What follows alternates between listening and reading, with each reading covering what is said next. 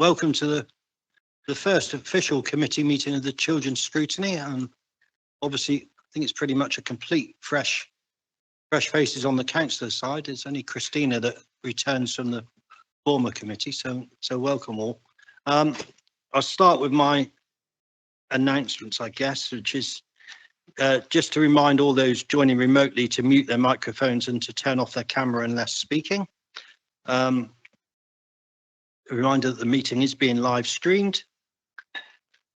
All speakers are asked to ensure they are talking into their microphones. There was me looking at my notes and not talking into my microphone. I think the one to be conscious of when you're sort of looking at somebody, you tend to move your head away from the microphone. So do make sure that that microphone follows you, or you keep your head with it. No fire alarms expected today. So if an alarm does sound, please make your way to the nearest exit and we'll congregate out on the covert lawn. So that, and we'll go into the open committee. So I was going to go, apologies for absence. So Andy, you're going to? Yeah. So we've received apologies from councillors Haywood, Nash, Richardson, Trail and councillor Tilsley, who may be late.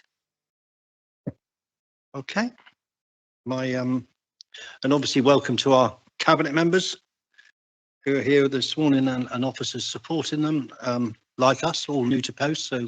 So welcome and good luck, and we look forward to a constructive, critical, friendly relationship and hoping to improve things for all of us, trying to get that better outcomes for our young people. Somewhere I was going to welcome John and Ray, but well, it's all the way down there. Well, I've done it now, so I was just conscious. So I'll do it now. So we've got Ray Hodgkins and John Hart. Most of us probably remember John, but in attendance, and they're in attendance as part of the standards committee and monitoring us and keeping an eye on us. But welcome to you both, and thank you very much for giving up your time to do this. Declarations of interest.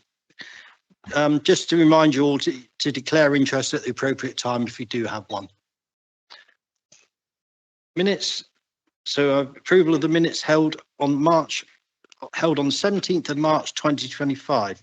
These minutes were published with sufficient time for the former committee members to raise matters of urgency. None were raised. They were also agreed by the full council on the 24th of April. Given this, can members indicate they are happy for me to sign them as a correct record? Thank you. That's unanimous, so I will do that in due course. Oh, actually, I do need an official proposer, so I think I saw Councillor Lodge first and Councillor Bell as the seconder. And do the committee agree that, just to be formal on that? Yeah, there we are. Thank you very much. Items requiring urgent attention, there are none. Chair's announcements I've done, and there are no further announcements. Public participation, there are none notified, and I note there are no members of the public present.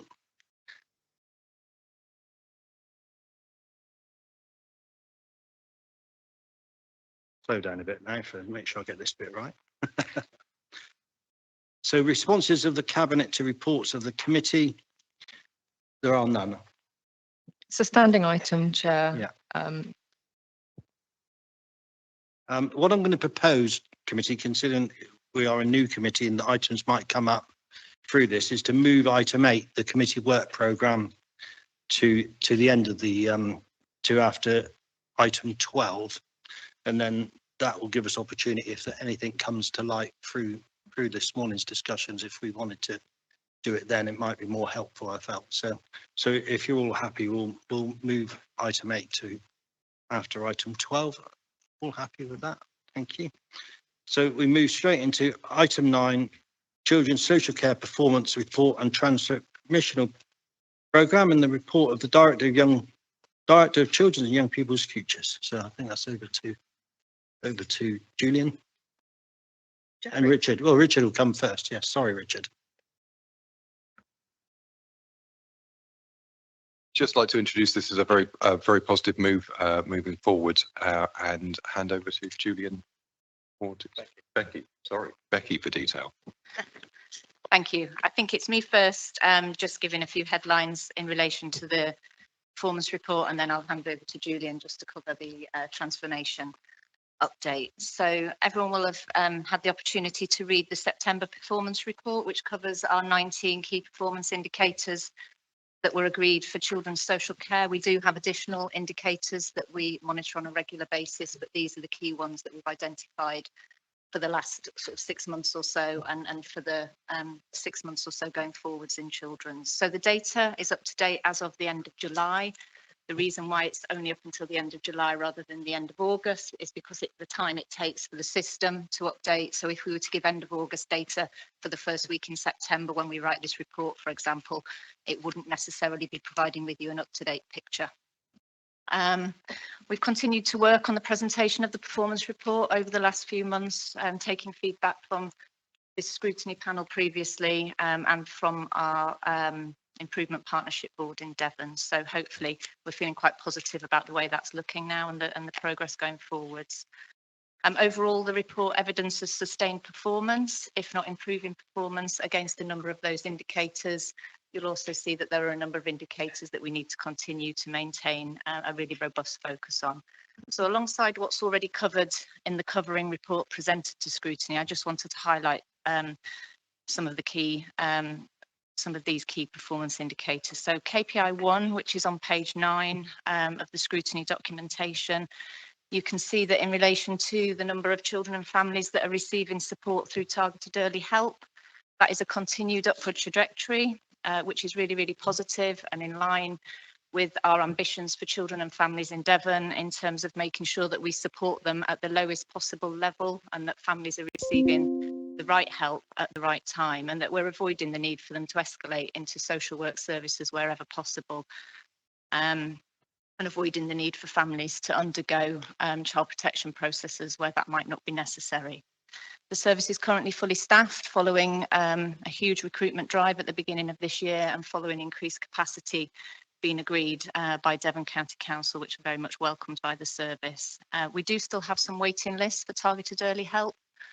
That has been ongoing. Those lists have been coming down as we bring new staff on board. The length of time that families are waiting is reducing, and we have robust monitoring arrangements in place for those lists, but it is still work in progress for us. We're also in the process of completing a capacity and demand paper just to make sure that we have got that right at that level. It may well be that we need to consider bringing some additional resource in there through the prevention grant that we've got through the Families First reforms, which Julian will touch on shortly.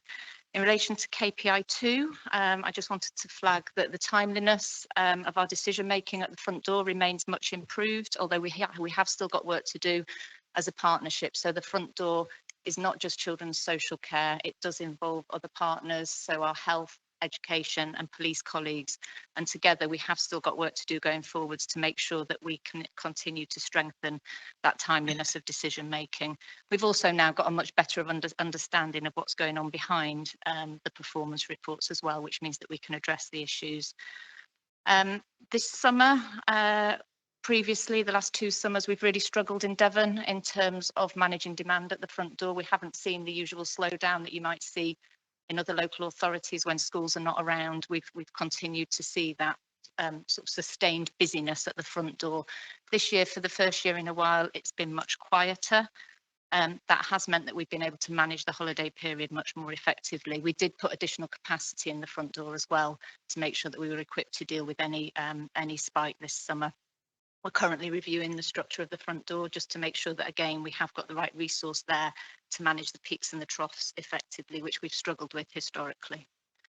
And just jumping to KPI 4, I just wanted to flag that we've seen sustained timeliness in relation to assessments of children and families for the 4th month running. And that is a positive picture and one that we're working really, really hard to sustain alongside managing the workforce and a number of staff vacancies that we've got in some pockets of the service. KPI 7, which is in relation to placement stability. So that's for some of our children that have been in care for over 2.5 years, but in the same home for 2 years or more. That indicator is really positive in terms of trajectory, and we're just over 70% of children in care for over 2.5 years in the same home. I did just want to flag, though, it is a mixed picture when you look at KPI 8, which is the number of children under 13 that we've got in children's homes. And for those, and some of those children will be those children that have been in our care for 2.5 years or more. So we have still got more work to do to make sure that we don't have children, young children, placed in children's homes for too long, and that we've got the right resources and the right sufficiency in place to enable them to move successfully into a foster family. And that also links to the indicator around children placed 20 miles or more from home. We need to make sure that we've got sufficient resources, sufficient homes for children in Devon to make sure that those children don't have to live that far away, and they can live close to their communities, close to their families, and close to their education settings. Just moving to KPI 11, which is on page 19, initial health assessments for children in care. I just wanted to flag that is still work in progress. If you want a little bit more information about that, we have got Vicky on the call and she'll be able to answer that in a bit more detail. But we've got focus work ongoing with health partners to make sure that all children who need to come into our care have their health assessments within the 20 days that they should do. KPI 14 on page 22 is an improving picture in terms of care experience young people in suitable accommodation. We now have less young people in bed and breakfast accommodation than we have done previously in Devon. Today we have 2. We had 1 at the time of writing this report, and it is a changing picture, but we are working really, really hard as a service and with our partners to prevent those situations. We've also got a focused piece of work around our care experience young people who are currently in custody and how we support them whilst they're in custody, but also how we make sure that they've got the right plans in place when they're released. And then finally, just picking up on KPIs 18 and 19, which are in relation to the workforce, a really positive picture for us in Devon. So, and it continues to improve. So you'll see that we continue to have reduction in the number of agency team managers. Really important, the most important layer of our workforce actually, to make sure that we've got permanent team managers who can support our social work teams and support our practitioners. And we've really seen a reduction in the agency rate there. We've seen internal practitioners stepping up into social work posts. We've seen agency workers converting to be permanent in Devon. And we've seen some external appointments from neighbouring local authorities. And that's because the narrative about how it feels to work in Devon is really shifting. It's much, much more positive than it would have been 18 months, 2 years ago. And we recruited 2 permanent team managers to the assessment service on Friday this week. So that again has improved even since the time of writing this report. We're also seeing a reduction in locum social workers. That is more of a complex picture because the service is still managing a number of vacancies in particular teams. However, what I would say, whilst it's challenging, we are managing that, and the teams are really determined that it's not just a case of bums on seats in Devon anymore. It's a case of making sure that we've got the right people who share our values and beliefs in terms of how we want to practice with our children and families. We're welcoming 25 newly qualified social workers over the next few weeks during September and October, which is on top of the 26, I think, that we welcomed last year. So we're really, really seeing the impact of a positive recruitment programme. And again, that narrative about what it feels like and what it means to work in Devon. People want to be part of our journey. And we know that growing our own social workers is the most successful option. And just finally, we're also introducing the regional locum cap on the 1st of October, which we're anticipating will also mean we see more agency workers expressing a wish to convert to being permanent rather than have to move around or move into other posts. So we're optimistic. Thank you, Chair. Thank you very much, Becky. And please, it is on the whole before we get to the buts, it really is a positive picture, and some fantastic work clearly going on. Me and the Vice Chair visited the North team recently and spent a whole day there, and I went about 4, 5, 6 years ago, I can't remember, and it was just quite clear to me the difference in atmosphere and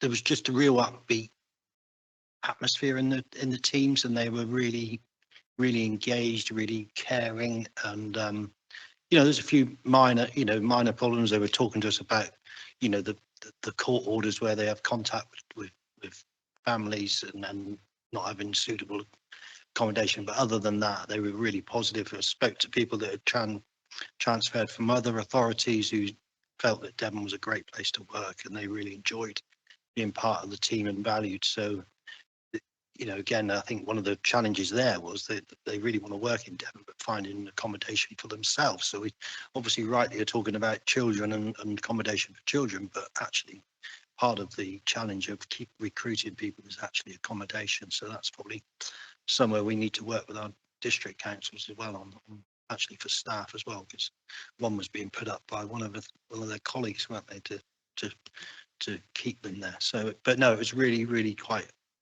heartening really to walk in there and find such a positive attitude, and we look forward to going elsewhere. And I do encourage other members of the committee. We're a massive county, so do go and visit social work teams and any team. So we'll move on to questions, but please do pass on our thanks to everybody for all the work that's going on. It really is good.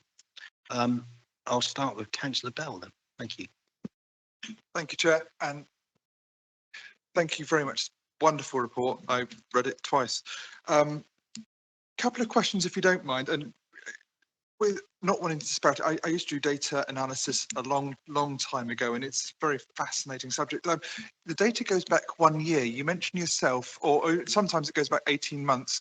Sometimes you mentioned yourself there are seasonal variations, and certainly for things like working in the hospital, I know that agency working numbers do tend to drop off in the summer months because people want holidays and they do want to pick up work in the winter. Would it be useful to have a longer term view of the data? So, going back 2 or 3 or 4 years, so you could, rather than popping out, looking between this month, last month and January, this month, last July, previous July, and the July before that, might provide a more useful trend when we're looking at some of this information. Yes, we can certainly provide that information for certainly most of these indicators. It's just about, I guess what we've tried to do is manage it so that you've got a consistent picture in terms of the period of time that we're covering, but we can certainly look at that and go back a couple of years. That'd be fantastic. I just think it would give us a good idea of how well the council is progressing. And I think all of these figures show there's a lot of improvement. Some areas for improvement. We, if every figure looked good, then we would be much more concerned. But there's clearly some areas where we do need to improve, and some areas we're doing very well. It's okay to ask a couple of questions, if that's okay. Thank you very much. Sorry, I'm going to dot around all over the place. I prepared, but not as well as I wanted to. So with regards to KPI 18, I was saying, yeah, so I'm looking, because I was looking at the agency workers again.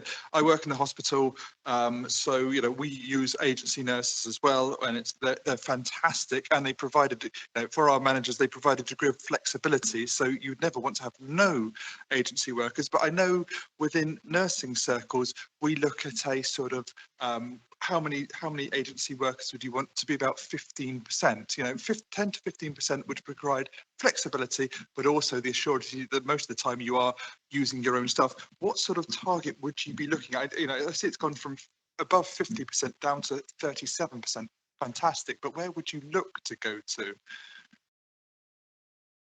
If I could answer that, Councillor Bell. So I think certainly the fieldwork teams, which is what this data refers to, we'd want 0 as the target, to be clear about that process. There's a difference between our residential homes, which are similar to a hospital unit, where you've got shift rotas and those sort of things, where actually having some agency staff is quite helpful, who come in and cover sets of arrangements. So that's a different, similar setup to what you'd expect in a hospital ward, if that makes sense.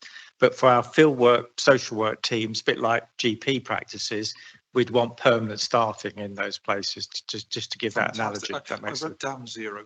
Yeah, That would okay, be my fine, dream, yeah. but yes, certainly. And probably just worth saying about the indicators, we have tons of indicators and information in children's social care and across other parts of children's services.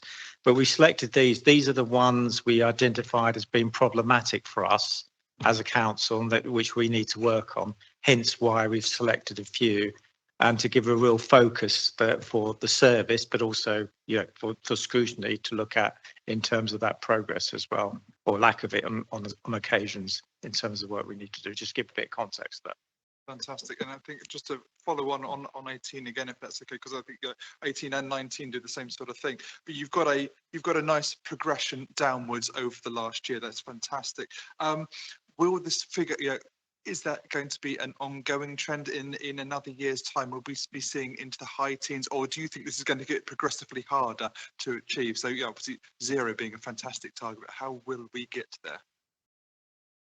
We'd absolutely hope that downward trajectory would continue. So the plan needs to be, and we do work really closely with our recruitment colleagues around our recruitment and retention plans, but it will be that we continue to repeat the exercise that we've repeated for the last couple of years now around our newly qualified social workers recruitment. So the continued investment in bringing as many newly qualified social workers into Devon as we can, because we know from learning from good and outstanding local authorities, that is the way that they achieve their permanent workforce. So we would hope that we will be able to be bringing even more ASYEs in at this time next year, to again be able to hopefully reduce the number of locums further. Thank you very much.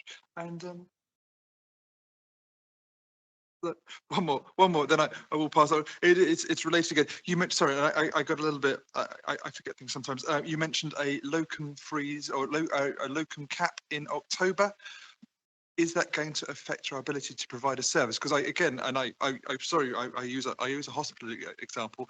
I'm aware we're being recorded, so I might get myself in some trouble with the trust. But sometimes they introduce locum freezes, and or they introduce various freezes on using agency work, using overtime, and things go quite badly wrong because they find they can no longer provide a service, and then suddenly they have to go, yeah, we didn't mean that. Let's have a few more agents. And suddenly the agency numbers or the overtime numbers go up again to respond to the fact that they were capped and they couldn't go up anymore.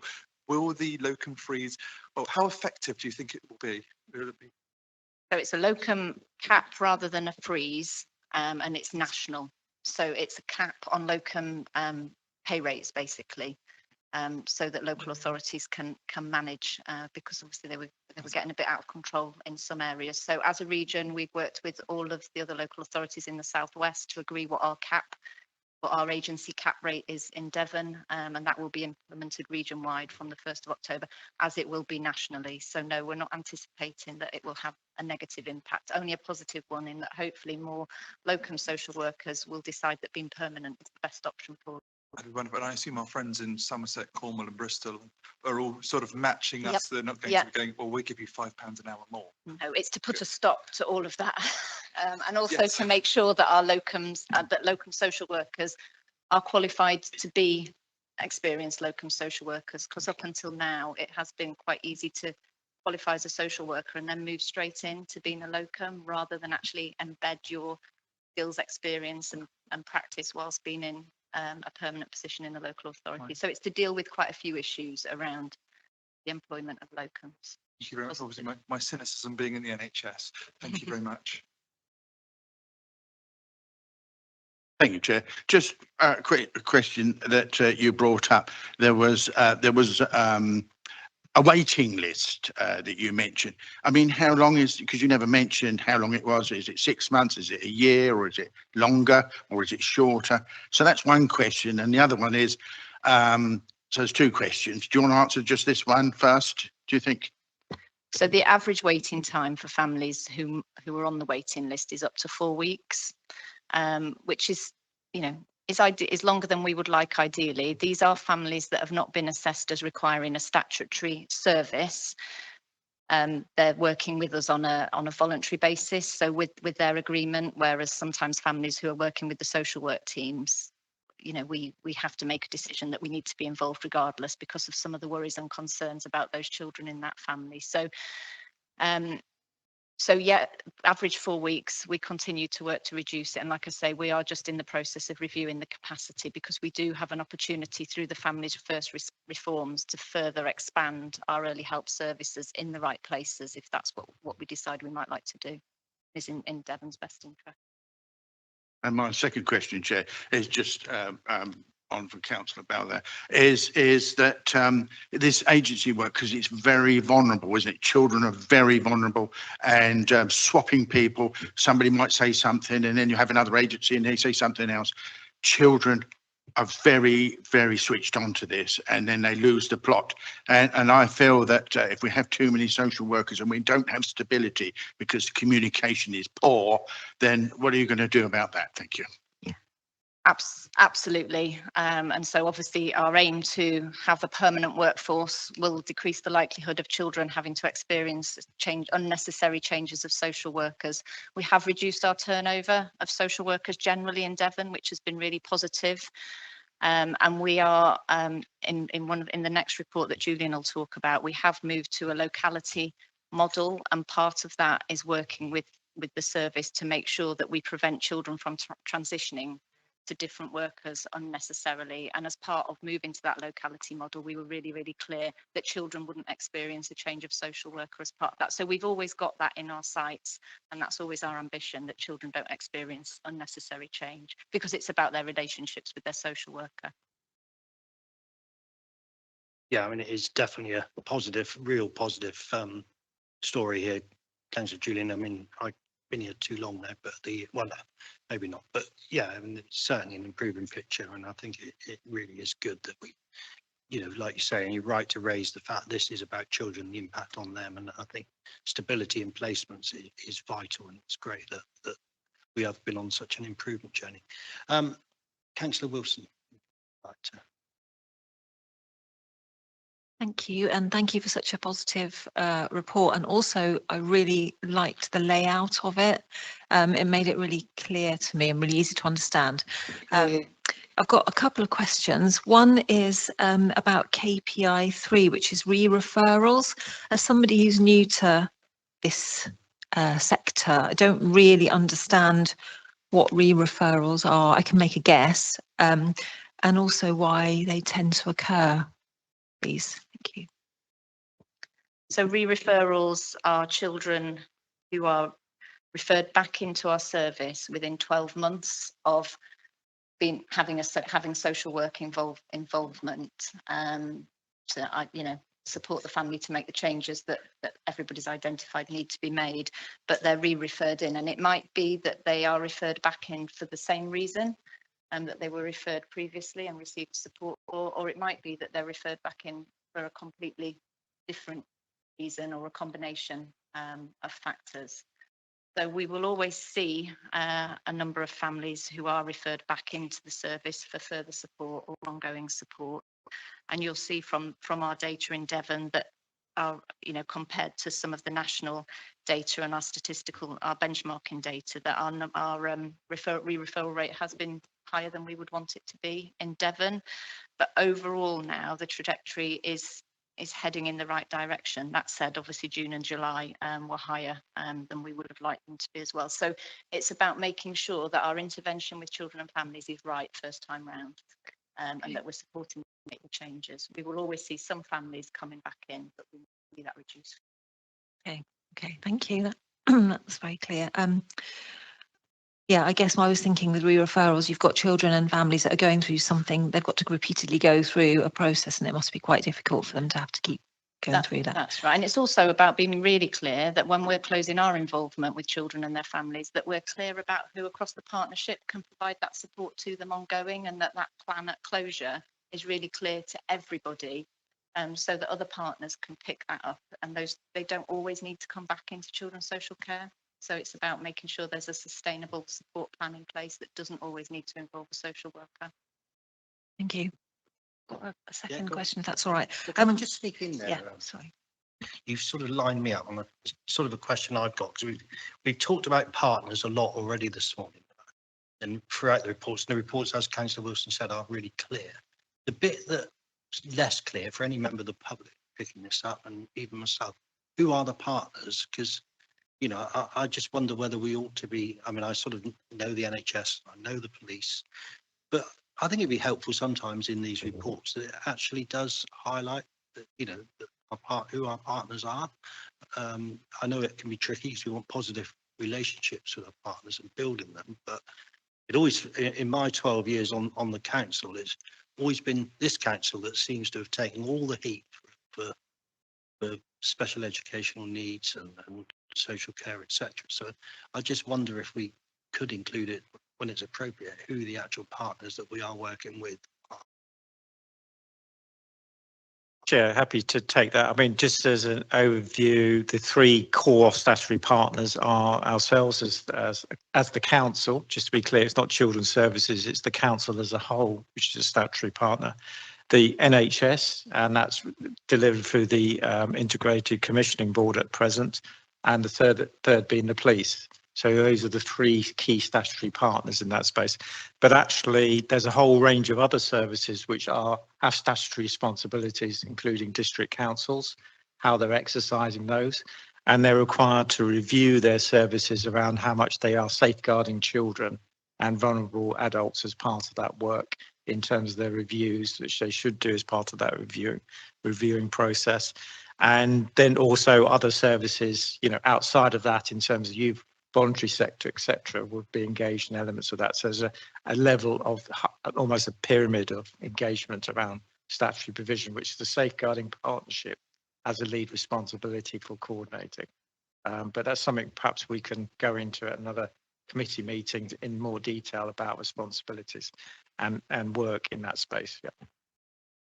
Thank you, Julian. That's really helpful. And I think hopefully as we go on, we'll get some of those partners along to our future meetings and so that we can understand and what their understanding is and role they play. Because it just to me, sat here, like I say, I'd like a child to be a young person to be able to pick this up with a foster parent and understand it as well, and who are the statutory partners. So if we can include it, I think it just keeps it in our mind all the time that it is a partnership and not fall into one partner all the time. It might be they feel exactly the same as I do as a Devon County Councillor, or actually what a Devon County Council do. Just to add probably to my comment, which I should have made, actually we get very few referrals from families directly. Most of our work into children's social care comes from other partner agencies. So in the main, that's the police, schools and NHS colleagues, but also other agencies such as district councils and housing services, etc., would make referrals in. So we are, in a way of describing it, using we don't provide, we're not a public facing service to the extent which other services are, like education is, for example. That makes sense. So children's social care is very much a sort of, using the health analogy, a much more specialist service to support children in the community. And I'll come on to some of the challenges to why there's nationally, that's a bit of an issue at the moment as the second part of the report. Councillor, is this a follow-up from mine? So I've got Councillor Lodges next. If it's helpful, if it is a follow-up to what I was asking then. Thank you. You've actually pretty much just answered my question, which was going to be where are these referrals coming from? And is there a cohort of children who don't have oversight from these particular agencies that we could be missing? Yeah, so the bulk of the children's needs are either met through, so in terms of universal services for children, that's a statutory school age, that's the education system. So we're very dependent on schools to provide support and monitoring and also early help in that space. And also obviously statutory school age, and it's our colleagues in nurseries, either state nurseries or the private and voluntary sector, and also health visiting being a key partner. And before that, obviously maternity services. So those are the universal services which work with all children in the main. The group we are most concerned about collectively is children who are electively home educated, who we have very little sight of. Obviously, there's a bill going through Parliament at the moment, which is aiming to give the council more oversight of those children in that space. And that's something which happy to provide a future report on and give you more detailed explanation around the elective home educated children. But for 95% of children, they're in some universal system which gives us some oversight of the children's needs in that space.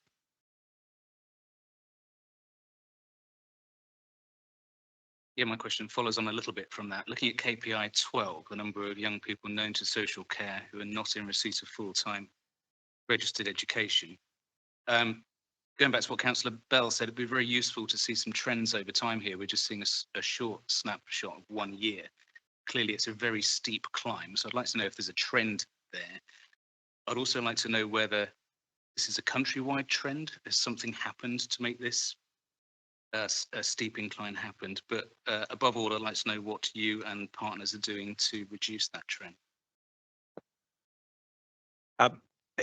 Firstly, it is a national trend. So post-COVID, there's been a fall off in school attendance and also a challenge around education in terms of children attending school full time. And that's been an ongoing issue, which is gradually getting worse nationally. Although you'll hear figures about children attendance improving, that's the global attendance, but there are children whose attendance is poor in terms of what they call chronic attendance, who are missing a lot of school days in terms of those arrangements. And there's a whole piece of work we need to do with schools. Although it's in the social care bit about the focus on those children known to children's social care, there's a bigger piece of work we're doing as part of the education service, which I suggest would be a more detailed report, which the committee would want to hear about the work being done, because our education colleagues in the department, in my service area, are leading on that work and engaging with schools in terms of the work we're doing in that space. So it is a bigger problem which we need to address, because those children aren't getting the skills, academic skills or the vocational skills they need to transfer into adulthood in a successful way. And that of course contributes to another issue we've got in Devon, which is children not in education, employment or training once they leave statutory school age. So we've got to try and intervene earlier with this group to make a difference, not just for social care benefit, but for wider social and economic benefit for Devon.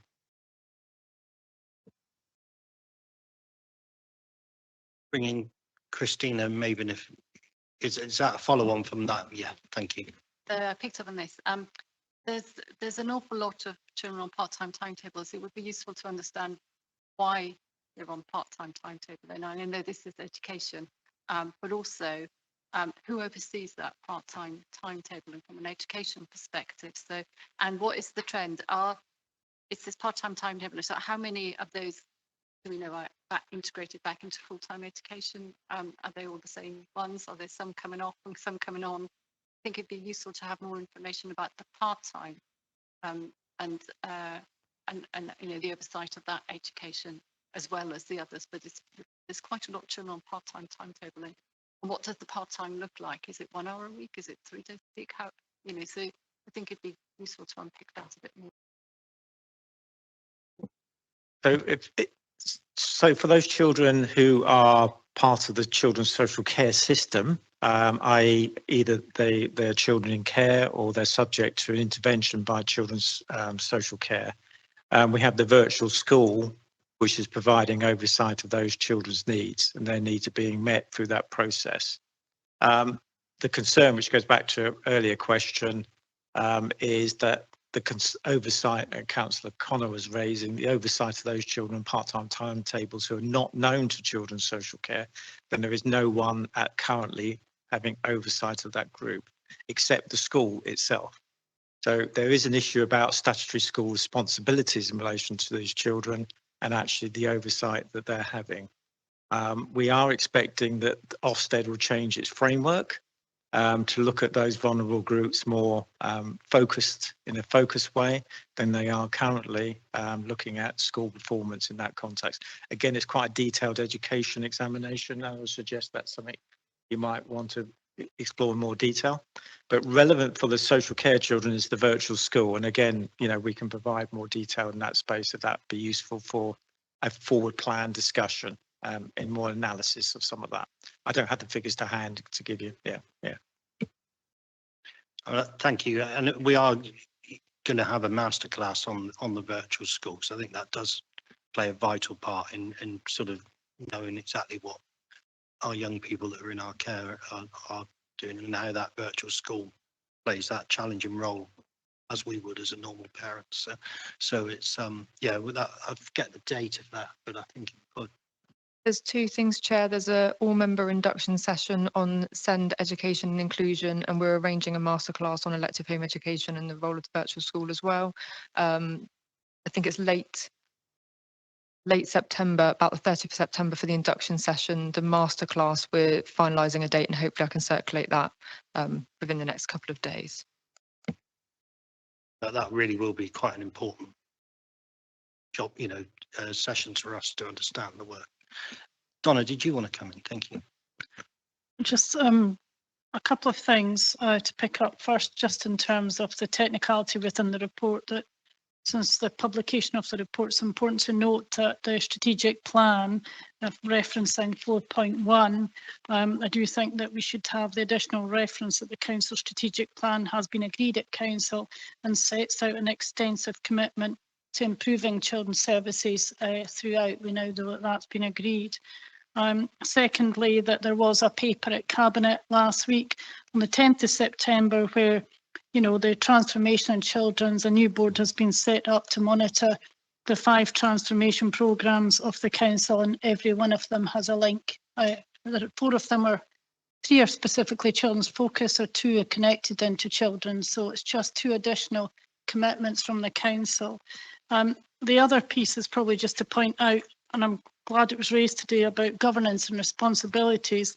I would certainly hope that members would welcome to consider governance at your next meeting, in light of the fact that we've had the Commissioner's review over the summer, and we expect before your next scrutiny meeting there will be an update on what governance will look like into the future. We've had feedback. It's been a very positive assessment process through the summer. So I think having a look at what governance will look like as a next step is really important. And you've already mentioned that today. Finally, I would just like to finish with commenting that the partnership board that has met over the last couple of years, and as I say, is likely to change in its structure for the year ahead, owing to the level of progress that is being made, that all the information you have today comes from that partnership board where partners are. So I think the committee saying the whole governance around the improvement journey would be helpful. But I just wanted to reflect from the last partnership board that took place looking at this detail, that when you take something like KPI 6, 7 and 14, what you begin to see are trends for our children's services above national. So for all the areas that we deep dive into where it's been stuck or not good enough, which is a real focus for us, it's important, I think, as a milestone to now start seeing when you group indicators that those 3 are, 1, addressing legacy issues, but 2, when you begin to just highlight the trend of improvement, we've now got improvement over a number of months that is actually in that good practice zone, not in that inadequate zone. And that's a big shift for us to have those trends coming through, because I know it's difficult in a kind of inspection process where you have a label of inadequate. It's important that we come through our scrutiny to get a real sense of where have we now got that performance that's above average and consistent, and where do we separate out where we've still got work to do. And I leave that question with you to consider, and for us as officers to consider how we move into a new space in terms of how we report progress and when we can actually do that differently. And I know the director and myself had a conversation this morning about how best to do that. So, but I think it's an important point for any staff listening out there today or the public is to see that change, because that's new for us. Thank you, Chair. Thank you, Donna. That's helpful. Councillor Julian. Thank you, Chair. Ideal, what you've just been saying about schools. There is holes in this because I've had a number of people come up to me about their children, where the adult partner, male in this respect, has taken the children away to hundreds of miles away in Sussex, where he was now starting his A-levels, to learn his A-levels at the age of 13. And they've approached the school, washed their hands of it. So, we're not interested in this because it's only just happened. But it's critical that the child now, I've heard, can't get a school in Sussex because they're all full up. Also, he's left on his own in a house, and his father's gone to work, and he's now left in his laptop. And you know, with this radicalism and all this sort of thing, I'm now concerned that the child is even wandering the streets, whatever the case may be. Yeah, I just wanted to get onto yeah, where I think there's gaps. yeah, you're giving contact. Just be careful. We are here to look at the strategic. Right. I just So wanted we're to highlight talking that. about where the gaps individual. are. And sorry, Councillor Brazil, I forgot to come to you after Donna. Right. Just wanted to highlight that, Chair. That was all. Thank you. Thank you, Frank. No, that's fine. I just wanted to say, I mean, this is a positive report, and I think it would be remiss not to pass on our thanks and appreciation to Becky and her team about all the staff, about all the fantastic job that they're doing on this, and also to Andrew and the previous administration and to the work that they started to bring this. We won't be complacent. There will be relentless focus on children's services in this administration, and the strategic plan backs that up.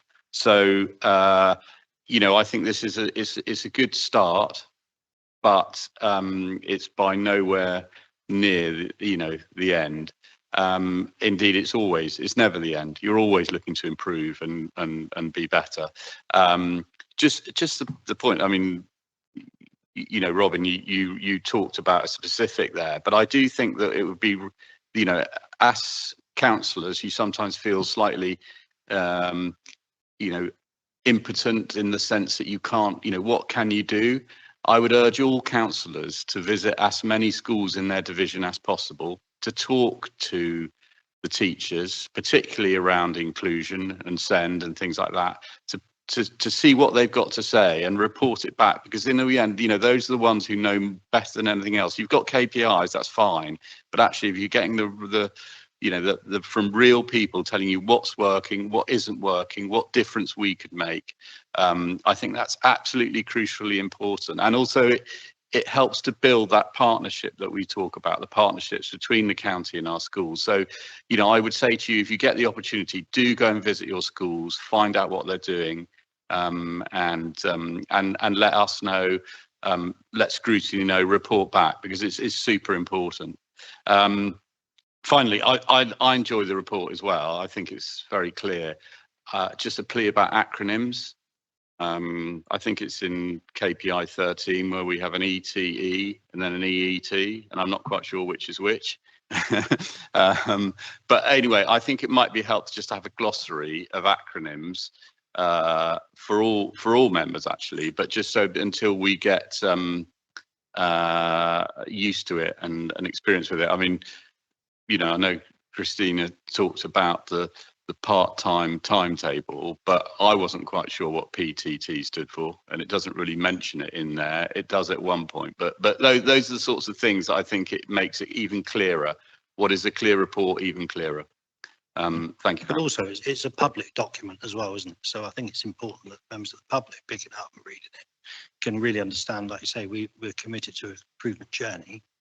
To be held to account to that, they need to be able to read it and understand it. So absolutely support Julian on that. And I think it is fantastic that the new directors the directors and the new cabinet members are showing to this. It really is.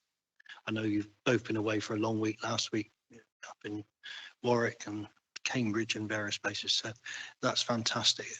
Councillor Lodge, I think you had another question, then Councillor Bell. I do feel a bit churlish following on from that positivity to ask you something a bit more deep. KPI 1, please. Again, we're mentioning charts quite a lot and the statistics you've got, and it's great, it's brilliantly laid out, but behind this. I just want a bit more detail really, and it's really positive. But you've mentioned locality, and looking at localities, you've got E&E where there are 5 families on a waiting list, NM where there's 29, and then S&W where there's 50. There's huge disparities in numbers, and I'm wondering where those disparities sit within these figures. So is the positive action here all coming from E&E, or we're talking about different populations? So behind this, I'd just like to know what's happening, and what work are you doing to try and level out the playing field across the county? So I hate to use this word, the demand, I guess the number of families in each locality does vary.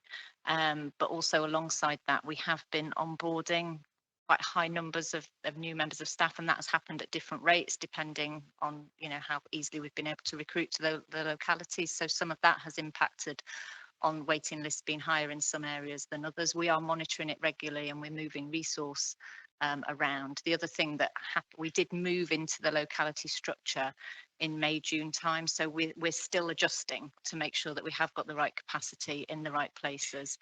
And the waiting list vary as well, depending on level of need. So it might well be that some families, we need to reprioritise and sort of move families up to the top and allocate quickly and bring waiting lists down in one area. So it's ever changing and ever moving. But so there are various factors. I don't know, Julian, if you wanted to add to that. Yeah, Councillor Lodge, I think what's not clear here, for those not familiar, is in 2023 there was no targeted early help service in Devon. So the service has been building essentially, hence why the numbers significantly increased in April 24 from 324 to 645. So that's about actually bringing on more staff. As Becky said earlier, there's an issue about what's the right level of capacity in this service, which we need to work out in terms of detail. And it's also linked to a further item, Appendix B, which is about the family help model from the government. So we need to think about what does that model look like in the future. But some of the challenges are about where we're able to recruit quickly and get people in post quickly as well in that space, as well as trying to manage the support mechanism in that space, and whether we are picking up the right level of early help vis-a-vis our partners, including schools. So what we don't want to do is provide a service which other partners should be providing, because we need to make sure the schools are doing their bit, NHS is doing their bit, and also our colleagues in public health are doing their bit in that space as well. If that makes sense to you. It does, thank you. And you mentioned quite a lot about recruitment, and we can see there are some potentially issues with vacancies here. But more broadly speaking, what's attrition looking like across teams? I know you're trying to retain staff, but what are you doing to retain them? And is attrition high? So are we recruiting just for them to leave? I might just pass over to Vicky Whitehead, who leads on all of our retention work and things. Vicky, would you like to answer this question? Yeah, of course. The good news is that we've achieved a number of the objectives that were set out in our recruitment and retention strategy for the last 2 years, and I'm now chairing the recruitment and retention board, and we are about to sign off the new strategy for the next 2 years. We recognise that we need to make efforts to retain any new recruits that we get. So we've worked hard in terms of an induction programme for all new starters. We make sure that our principal social worker is engaged with any new starter and can support them through their journey embedding into Devon for the first 6 months. We make sure we seek regular feedback throughout that process so that we can adjust anything that we are doing to make the onboarding and the induction process the best that it can be. I think additionally to that, it's important to talk about the training and development offer that we provide now for all of our practitioners and not just new starters, and that includes our pillars of practice conferences that we run on a bi-monthly basis, and we have over 250 practitioners attending those regularly every other month. We also have programmes in place like an aspiring leadership programme that launched over the summer.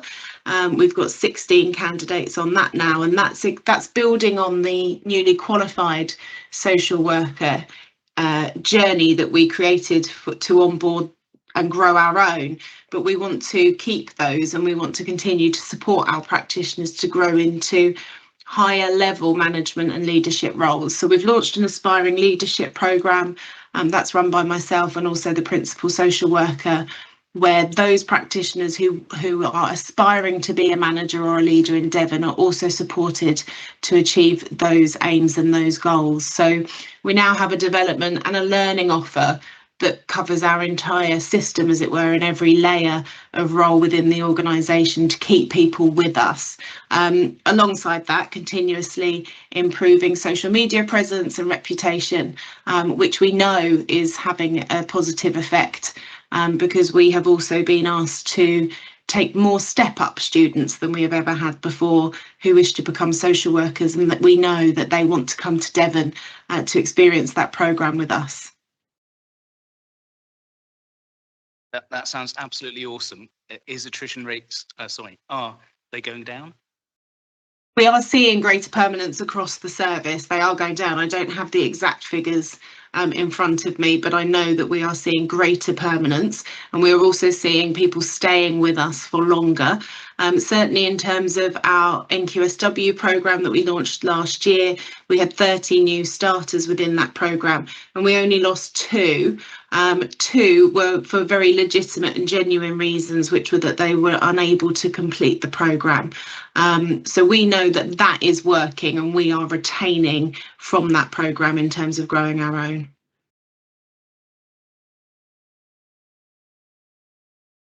Thank you very much, Vicky. That's very helpful.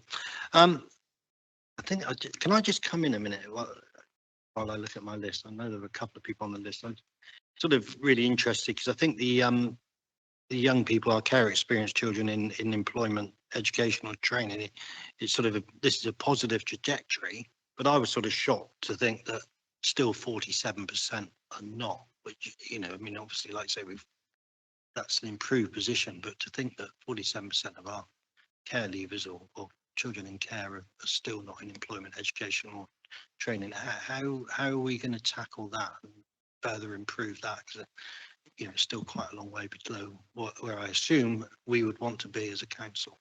Yeah, I'll let Becky answer some of the detail, but just to confirm, that figure is poor relative to other councils, and we need to actually work harder with partners to improve that figure. And you can see that we've actually made some progress in this area, but there's still a lot more to do.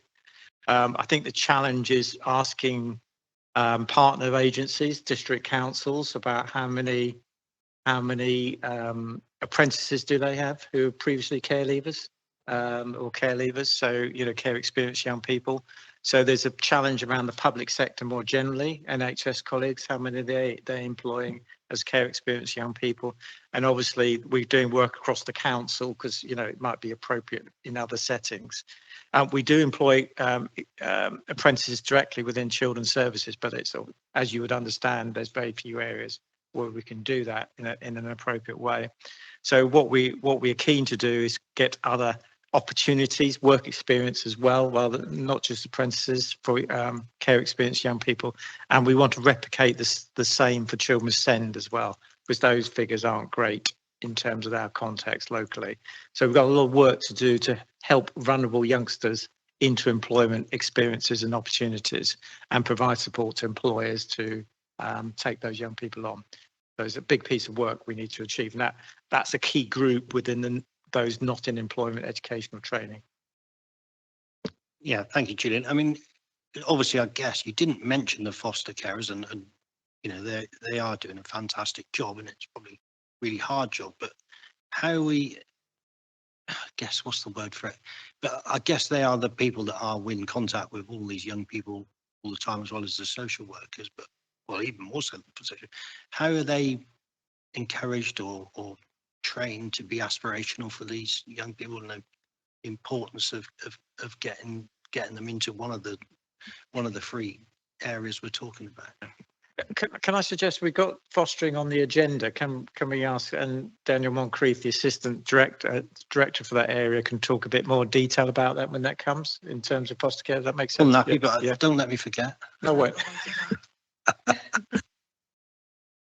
Yeah, thank you, Becky.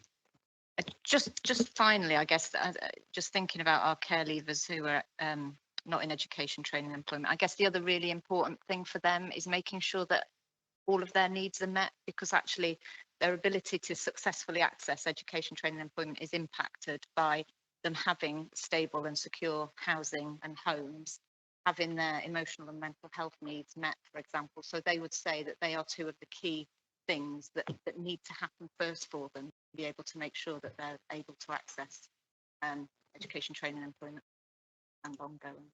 So it's the holistic picture for them. Yeah. Back to my list, because I dived in there.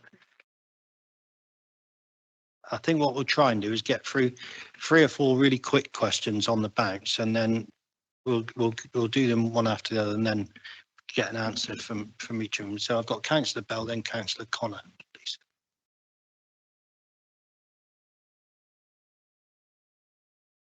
I've missed Councillor Jeffries. Lovely, thank you. Just thinking of the education, employment and training, it's one of the areas that we could look at was our overall responsibility as councillors, as corporate parents, and how we could get involved in that process so that we can feed into that, because a lot of this is going to be out there in community as well, and we're the conduit for that coming in. So just wanted to add that. Thank you. Oh, thank you. And Thank you, Chair. 3 very quick questions, then, if that's okay. On KPI 1, following on from Councillor Lodge, obviously we can see this improvement in the number of people working with targeted early help. That's fantastic. Just wondering, over time, of course, what we can't see is the need. So is this need going up or down? Essentially, are we closing the gap, or is the gap increasing? You know, we've got up to 645, but is the actual need much higher? I'll give all 3 questions quickly. Sorry, if that's okay, it is jutting around slightly. Just on KPI 3, going back to something I think Councillor Julian said earlier, the response and next steps, just mentions very quickly, insights gained will inform ongoing practice. Fantastic, obviously. Will we get cited? Would that be just sent around? So we'll get cited, because I think that would be very interesting and useful information. And on KPI 8, which I don't really touch on, so again, this might not be a quick question, but I think it's an important question. Percentage of children under 13 living in a residential place, and obviously it's a little bit of a plateau, perhaps slightly increasing there, but of course the target is 2%. I'm just wondering what the national average is. Is this a problem that counties aren't making across the country, and how can we bring that down? That wasn't a quick question at all. I'll try and pretty answer. good for you, Councillor. Shall I go first? Yeah. So if I start with the under 13, so we are high relative to other councils. There's a difficulty in collecting that data in terms of breakdown, in terms of age groups. We know how many children in residential care per council. Breaking down the age groups is much more complex, but we are high relative to other authorities, and it's an issue for us which we must address. And we'll go on to talk a bit about what we're doing to address that later. The other bit about report, we can clearly provide a regular report. This is a report we do on a monthly basis, so we will update it and provide you with more information as we go. I think in the wider need issue, I'll have a go answer the third one. The question is, it goes back to my point earlier, is about what is the role of children's social care to meet certain needs. It's probably the analogy I've got with children's social care, rather crudely, is children's social care is the fire brigade service, it's the fire engine. You know, it comes in, it's expensive, and it sorts out problems and fixes problems. But the question is, what is the intervention to prevent that need arising in the first place? You know, so if you take that analogy, where's what's the prevention in the home and other services which prevent the need for that expensive intervention in the first place, which is, but if children need children's social care intervention, that means they're suffering, their outcomes aren't great, they need a lot of help, and that's our role in this space. But actually, what can we do to prevent them needing that support in the first place is one of the key questions, really. Councillor Connor, Kathy, sorry. Thank you, Chair. I just wanted to ask a question about the needs. okay, you're a kid, you're not in education, training or employment. For whatever reason, you're not engaging in any of those services or opportunities. What are they doing? Is there a safe place for them to go? You know, is there some sort of fourth service for them to be in? So they're just, I don't know, what are they doing?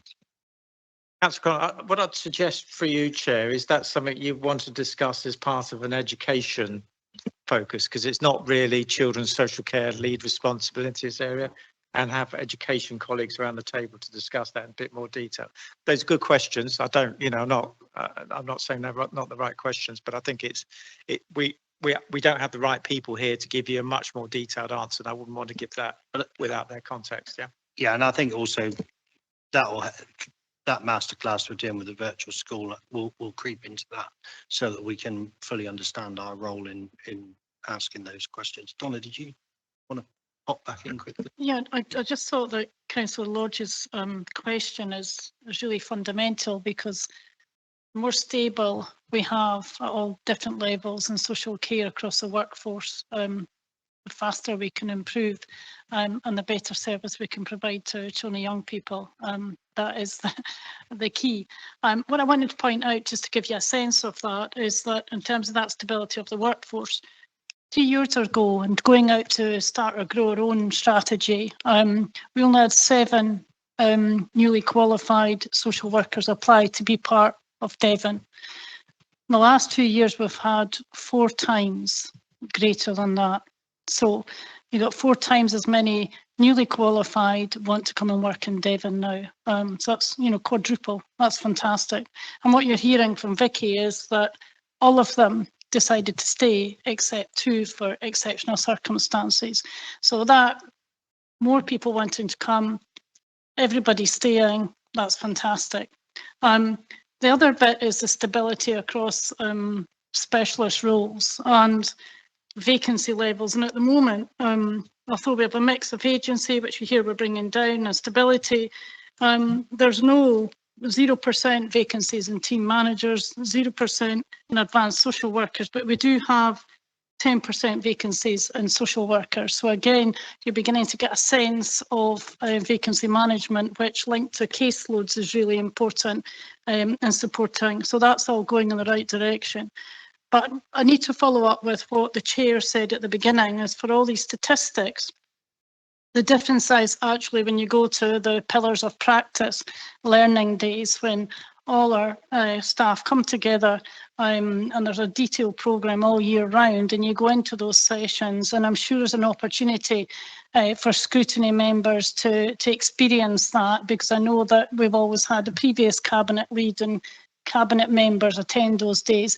But it's the opportunity to engage with staff, to hear how they're learning, to hear their ambition, or if you visit some of the where staff are working every day, then you get a sense. So I think there's a bit of, for all the statistics, there's the voice, but also there's the ethos that you feel. And what I'm delighted about is that in that external review this summer with the Commissioner, is he went out to see all our staff, to meet them at every different level, and found we got really positive feedback about how people feel and working for the organisation. Because I think sometimes when you're on an improvement journey, people think it's difficult to recruit, but actually we're just seeing such a change in momentum now. So I just wanted to bring the 2 things together, and also to put that invite out that we do enjoy when Louise and the team create visits and opportunities to engage with our staff.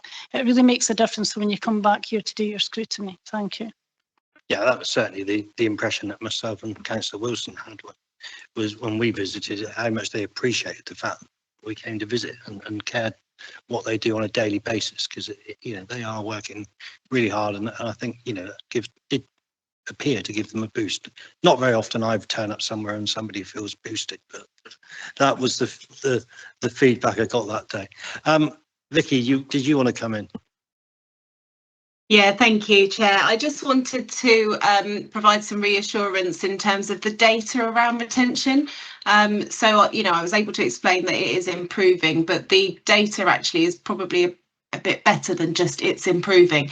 I just wanted to be clear that for social workers in 2023, our turnover rate was 22.9%, and in 2024 it dropped to 11.8%. So we had halved the turnover rate, and actually for 2024 we became the third lowest in the southwest around our ability to retain qualified social workers. So it is a very positive picture. Obviously, we don't have 2025 yet. Just to build on what Donna said as well, we would absolutely welcome members along to our Pillars of Practice training conferences, or indeed our neglect conferences, which are really well received. So and we have an acting company attend those, so they're very interactive and immersive experiences. So absolutely, we would certainly welcome attendance at those.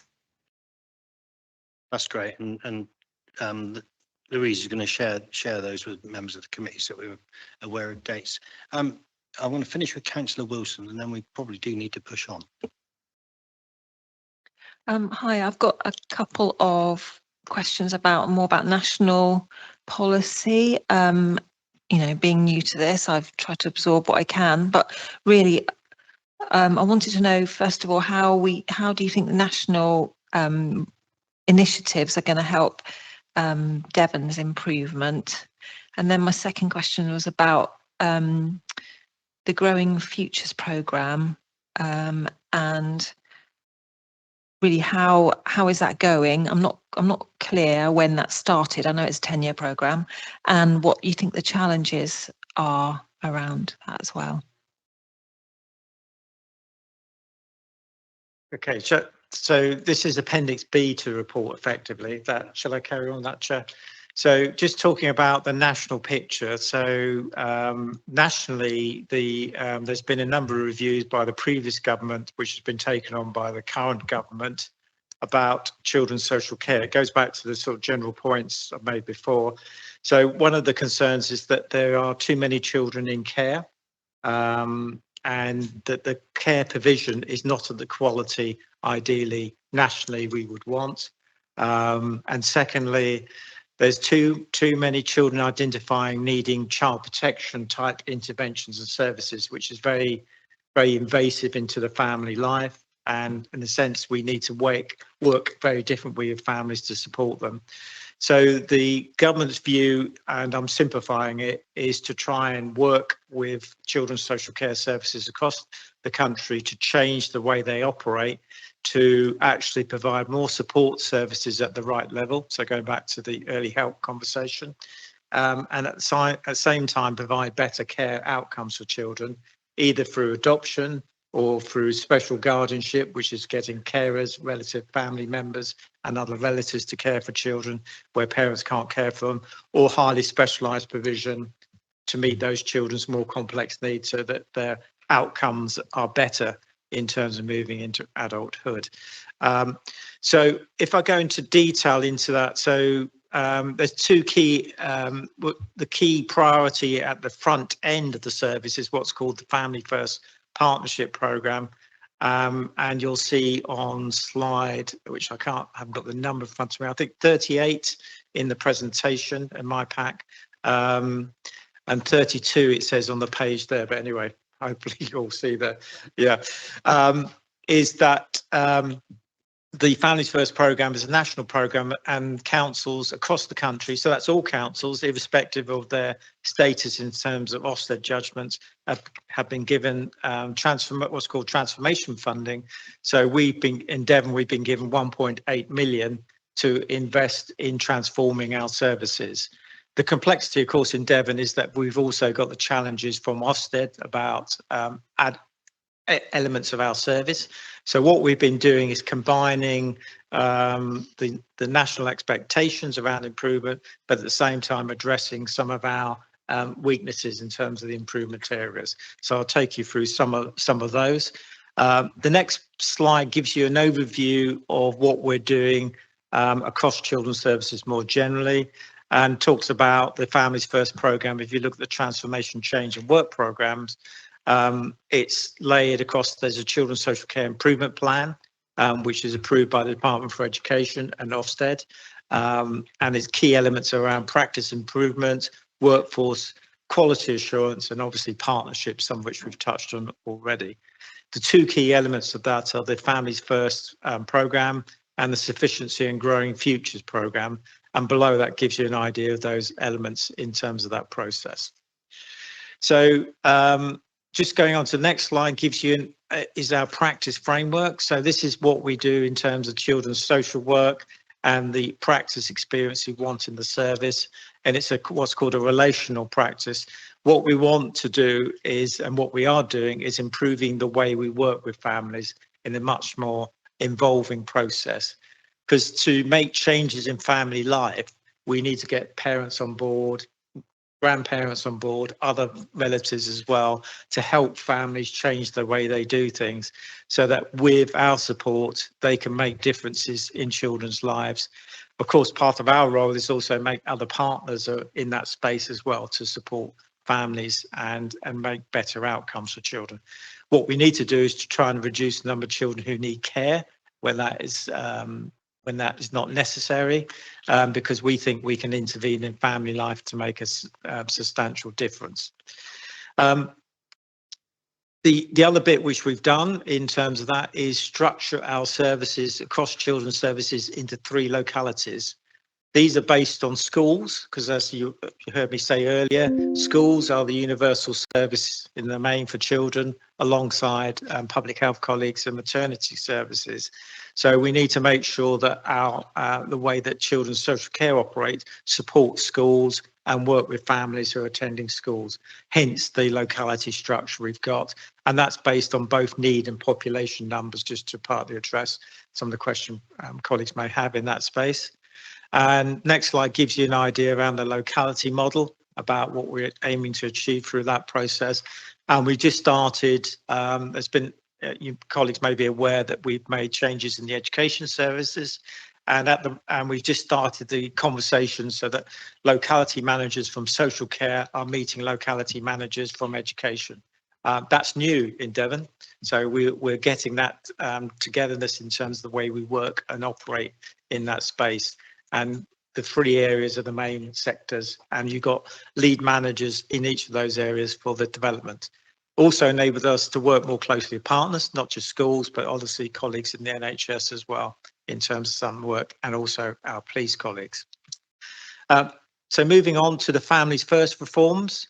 So the key element for that is in relation to making sure that we've got family help right.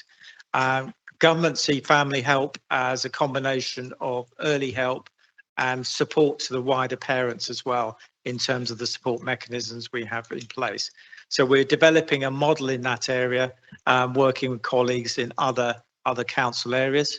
So within the South West, the Pathfinder authority for this work has been Dorset, and Dorset obviously has some similar features to Devon. So we're working with Dorset to look at how we can learn lessons from them in terms of their family help model and what works in that space. So this is a new initiative in terms of that area. Importantly, it means that for those children who need more supportive intervention, who traditionally would need a social worker, there is an opportunity to intervene on a family help model without the need for social work intervention. We are running a pilot at the moment in the north of the county area to look and test that, about how that works in practice, and also make sure our partner agencies are confident in terms of that way of working. It's a multidisciplinary working. They have oversight from a qualified team manager who's a social work team manager, and that's expected to oversee their work as well in terms of that. The second element is the government wish to see multi-agency child protection teams. So we're looking at what the model could be for the Devon context in that. The part of the challenge is that the police force in, public services are stretched in the South West, and how we organise ourselves with the police is a discussion we're having with them at the moment about how we resource elements of that, how we move forward.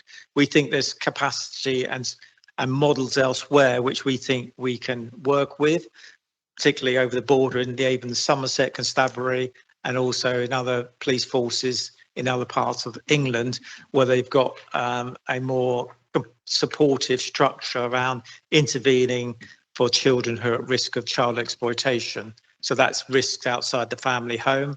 We think there's an opportunity to do things differently here, and we're in those discussions with the police to work with that. Also, children, and that would pick up those children who go missing as well, from home and from school and from care in that space as well. So we think there's opportunity in that area.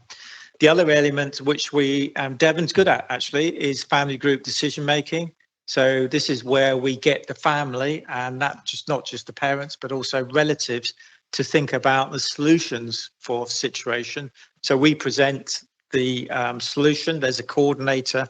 Sorry, we present the problem about our concerns around the well-being of a child and the care the child's receiving from parents, to a family meeting for the family and parents and carers to sort out actually what are they going to do as a family to help resolve some of these issues, and what support do they need from us in terms of making that work, and obviously our partners as well in that space. So it's a very different way of working from the traditional method. It originates from overseas in New Zealand about how they work differently in that space. So it's a good opportunity to think differently. So we've got that in place already. Our aim is to expand that offer and develop that across the whole elements of the service, right from the sort of front door elements, when families first make contact with us, right through to care leavers, about actually, even though children have been in care for a long time, is there an opportunity to think differently about whether children who are leaving care can go back to their family situation, because in a sense they're now adults. And we know, probably from people's own personal experience, that young people now stay at home into their 20s and sometimes beyond for some people. So there's a bit about actually what is it we can do to support families to take their younger children back into home.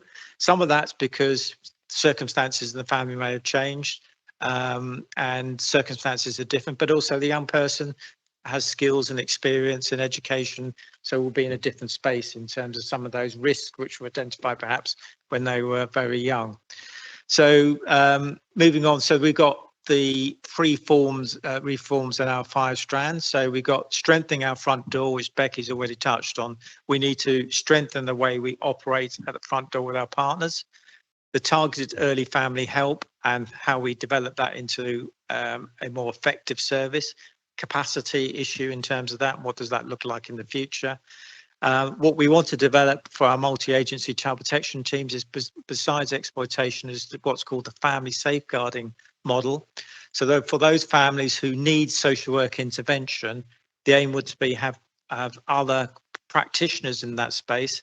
We've already started with the IDVAs. So these are workers who are specially trained to work with domestic abuse, parents who have experienced domestic abuse. So we've got some great work going on at the moment where social workers are visiting with these specialists to go and intervene in families where there's domestic abuse is an issue. And that's one of our key factors for children needing to come into care when there's significant domestic abuse in the family, being a key issue. So what we want to do is extend that to have support from drug experts who work with families where parents may have some drug issues, and also extend that to families where parents have low-level mental health issues who don't qualify for statutory mental health services, because you need to be very mentally ill to qualify for those services, but who we can support with some interventions earlier on. Because clearly, you know, if we end up removing a child from a family where the mother, say, for example, has got mental health problems, we only make those situations worse for that mother. So what we need to try and do is intervene and provide support to that mother in terms of mental health setting, but at the same time address the concerns we may have about the child's care. Often there's concerns around neglect in some of those circumstances. So can we address some of those issues in that space as well? And we've touched on about the family decision making. That is a brief summary of where we're up to on families first. And then I don't know whether you want to take questions now before I move on to growing futures, really, if that makes sense. Well, I've got one. Thank you, Julian. That's really helpful. I sort of going back to KP1, I don't know if it's Councillor Lodge or Councillor Bell that brought it up, and that the difference in localities. And I heard what you said, that obviously we've matched it to school groups, but then you look at the map and you look at the challenges just in travel of getting help, you know, between that sort of east, Exeter and east area, which is quite a compact little area compared to what we're trying to do in the north and the east, south and west, which is huge, massive areas. And just to my mind, being a North Devonian, I look at it and sort of know that Holsworthy's in the north, and you know, it seems a long way away from North Holsworthy, and then yet Crediton and Colne Valley are in, you know, it just seems more logical that Crediton and Colne Valley would be in the east. You know, I just wonder whether, is there any way that the school partnerships, I get it does make sense that it matches the school areas, but from our social work teams, it just seems huge. Yeah, so I'll make a start on that. Julian might want to chip in about the schools bit, but I guess just to reassure you, so we still do, whilst just picking north and mid, I guess we do still have office spaces still in Barnstaple and in Tiverton. So we have team and in Tiverton. So teams are spread across that geography. So they're not, you understand what I mean? They're not having to travel from one end to the other necessarily. So, sorry? Oh yeah.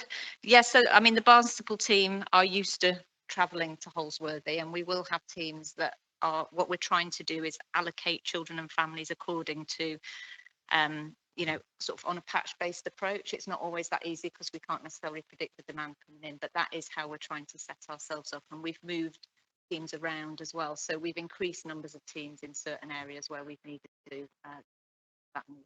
And like I said earlier, we are still adjusting that capacity as well. I guess what I was at, I mean, and then you got Kingsbridge right down there. Yeah. And, you know, is there a coalition between the huge geographical areas that those teams are covering to KP1, which suggests that, you know, the east are doing really well, Exeter in the east, and getting that early help, whereas the other two locations are doing less well. I've seen improvement. I think that's a great question, and one that we probably just need to confirm. I don't think you can answer it right now, but I just wonder, really just looking at from my perspective, I'm thinking, blimey, they've got an area to cover to get that help out there.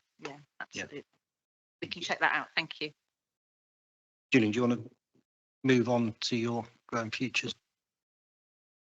Yep, so happy to do that. So Growing Futures, so this is our key project and significant investment into children's homes in Devon. So the context is that we will, although we can, you know, we'll work on improving foster care, which we'll come to in a moment. We'll always need children's homes and children's care for those children with some complex needs. So what we need to do is invest in those areas where we can develop the right quality of provision. So the challenge in the context of Devon is that we've got some very good providers, but we've got too many small providers. We don't have some large providers in Devon, which does mean that for those children with the most complex needs, we're having them place them some distance away from Devon. So it goes back to your point, Chair, about travel. So we have particularly those staff working with children in care are travelling quite a distance often. And at the same time, we are spending a considerable amount of resources as a council on those children's homes, and not getting the outcomes we desire in terms of either children's progress or in terms of children returning back home, or children making a successful transition into adulthood. So we are keen to invest in that resource, and we are going through a process of what's called securing a strategic partner. So the council's agreed that approach previously at Cabinet, and we're out to tender to look for a strategic partner who will be a non-profit provider, who will have sufficient capacity to invest resources into Devon to create a range of provision for those children with the most complex needs, who need ongoing support in terms of addressing those needs. So slide sort of 40 53 in my pack, I think in your, is it 47 on the page? Yeah. Has the aim of what we're trying to achieve for that in terms of what this looks like in terms of offer. So we're looking at not just the children's homes, what we need is specialist fostering as well to support that, and also therapeutic schools as well as part of the package, because the aim is to provide intensive support. So neighbouring Somerset has this model, and other council areas across the country have this model as well. In place, and obviously, in context of Devon, we're quite challenged in that because we are surrounded by the sea, so our opportunities in terms of provision elsewhere is limited. So this is a real big priority for us to address in terms of some of the issues we've identified already. The way to do that is what we need is a provider who can actually bring in the resources and capacity to invest in the sector. That is not an easy process. So it needs a substantial commitment, hence the conversation around a 10-year contract and the scale of the spend over this period of time, which they will need to invest in the provision. The challenge across England nationally is that there are very few providers like this.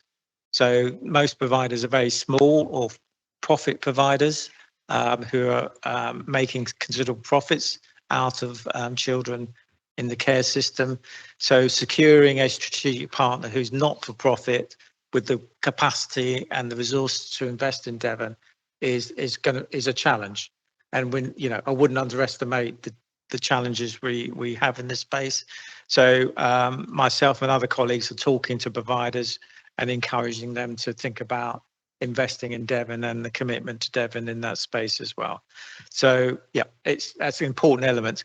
And of course, what these providers need is the scale and the commitment in this process. Luckily, Devon County Council being a large council with large resources in terms of this area of spend is an opportunity for a partner which is very different from smaller councils which will struggle in that space. And interestingly, colleagues in other councils around us, smaller councils, are interested in, if we're able to develop this, to come alongside in terms of this provision, because they have the same challenges as we do in this space. That makes sense. Hopefully that helps in terms of that overview. Now, my comment would be, this is an area I would expect Scrutiny to be very interested in keeping on track and monitoring and seeing how it goes.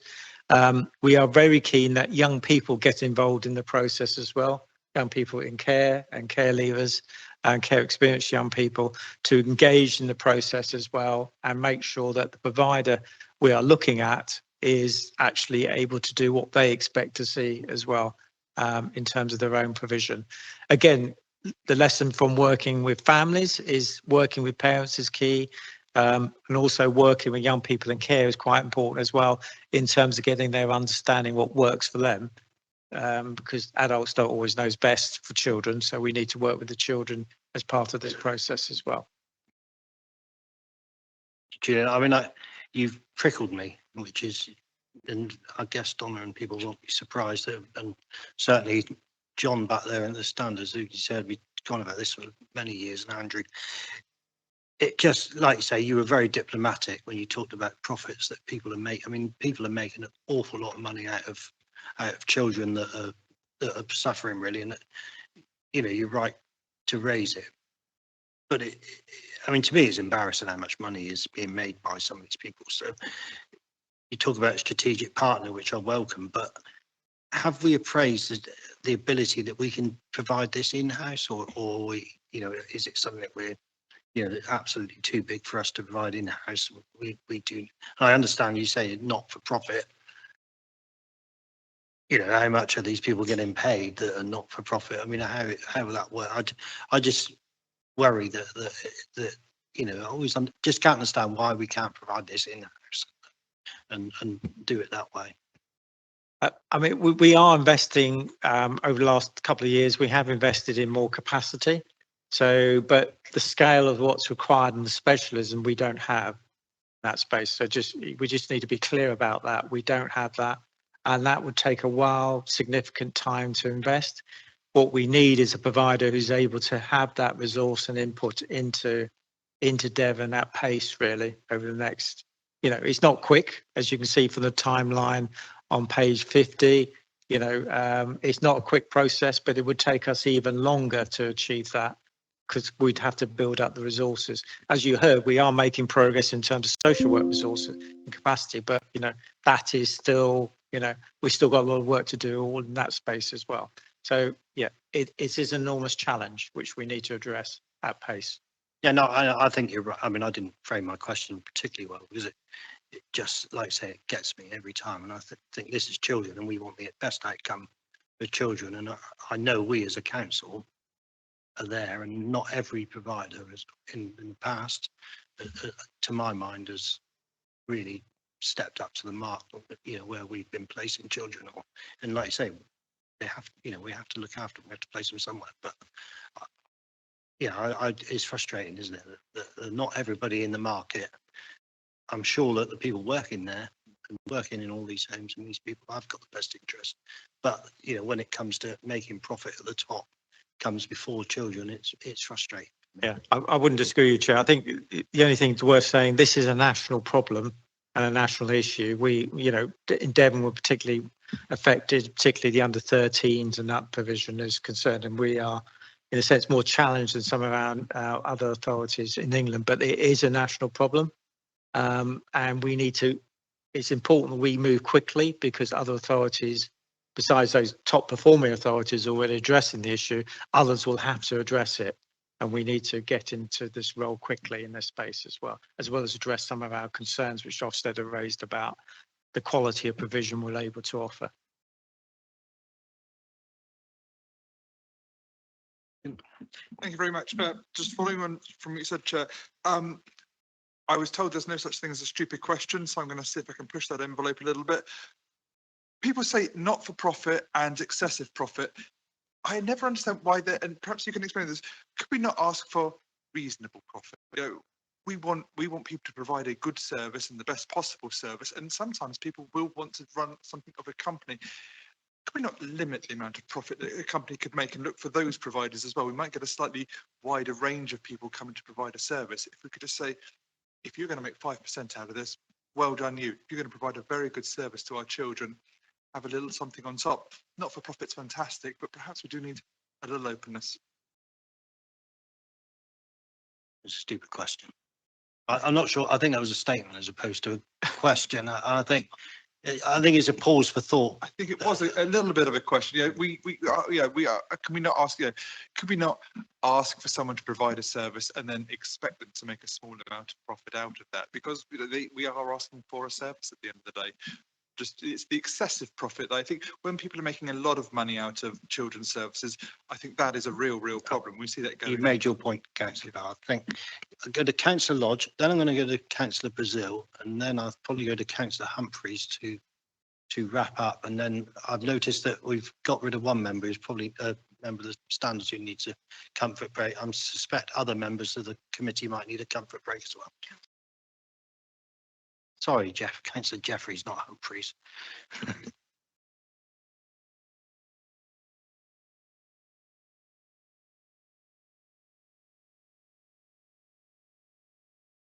Yeah, thank you. And I'm going to echo the comments that have just gone before. I think it's an excellent strategy, and I think it's incredibly worthy. I'm extremely concerned that you don't find this magical provider, and if you don't, what's the fallback?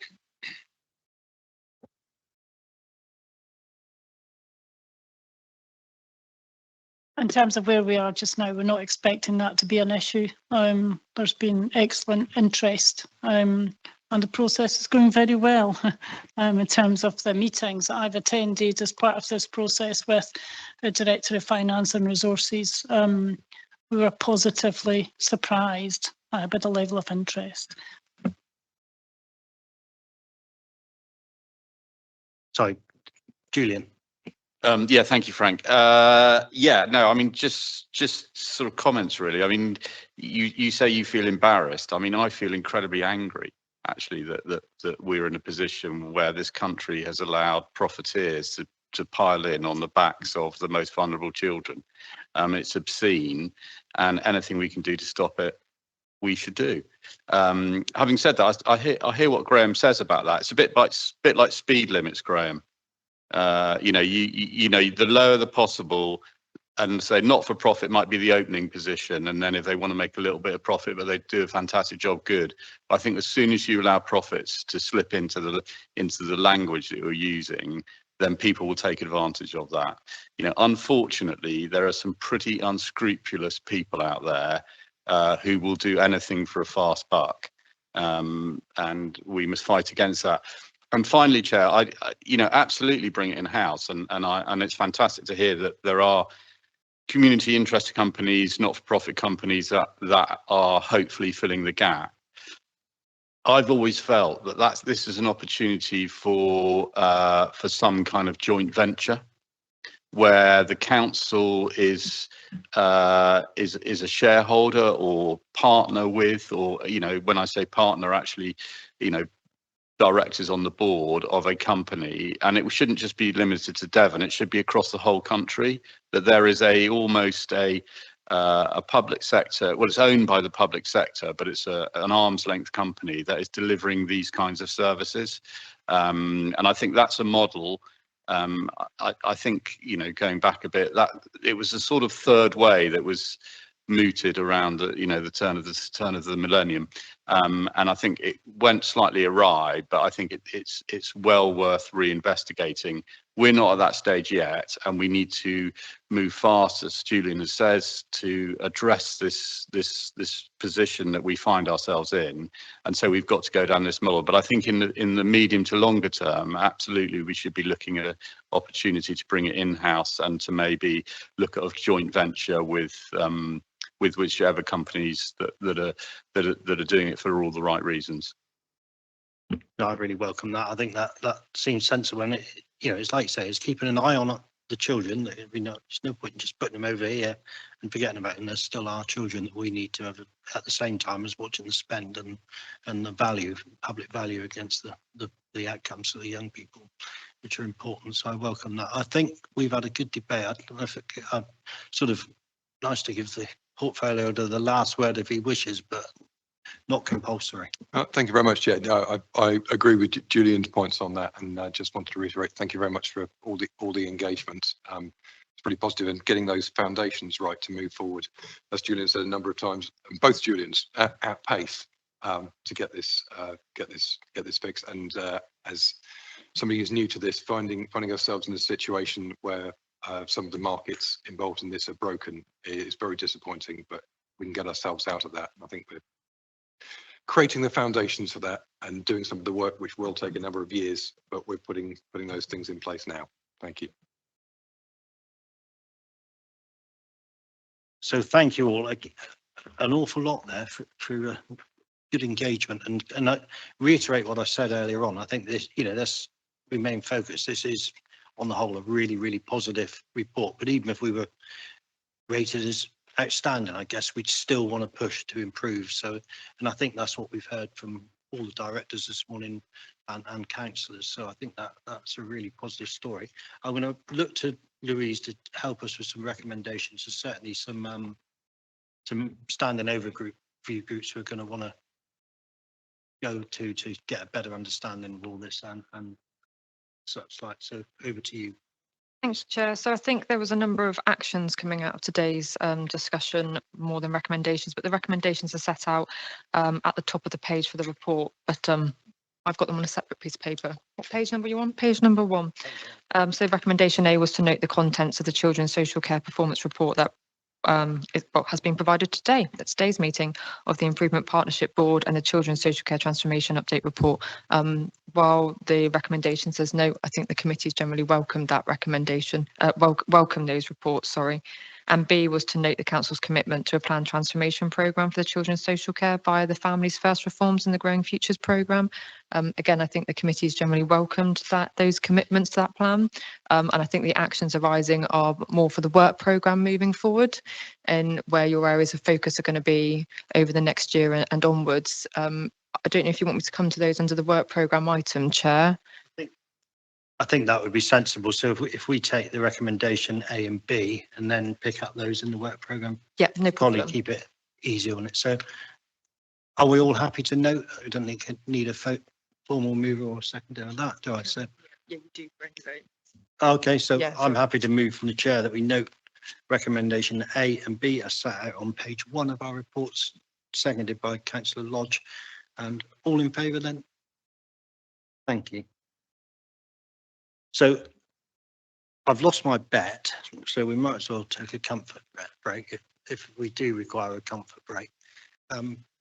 Shall we just have a quick 2-minute comfort break for those that need it? And it's 15. To be clear for the live stream, return at 12:20. 12:20. So 12:25 minutes. breaking at 12:15 and reconvening at 12:20. Thank you.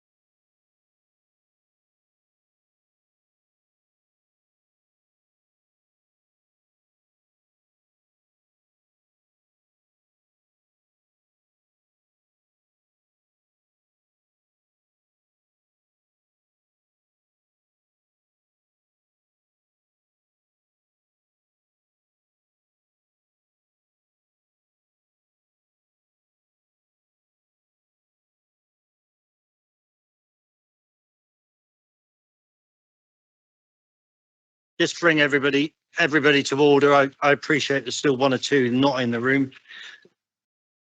Yeah, and no, I'm not using that until at least next year.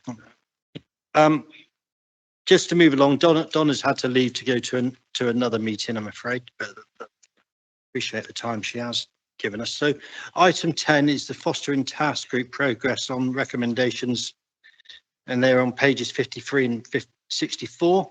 Again, it's over to our Director of Young People and Councillor Jeffries to introduce this, but this is basically a fantastic bit of work that was carried out by the previous Scrutiny Committee, and I think it's really important that we, and Cabinet I should say, because they did take on most of their recommendations. So really I think it's important that we follow up that work and keep the momentum going that they created. So over to you, Councillor Jeffries. Thank you.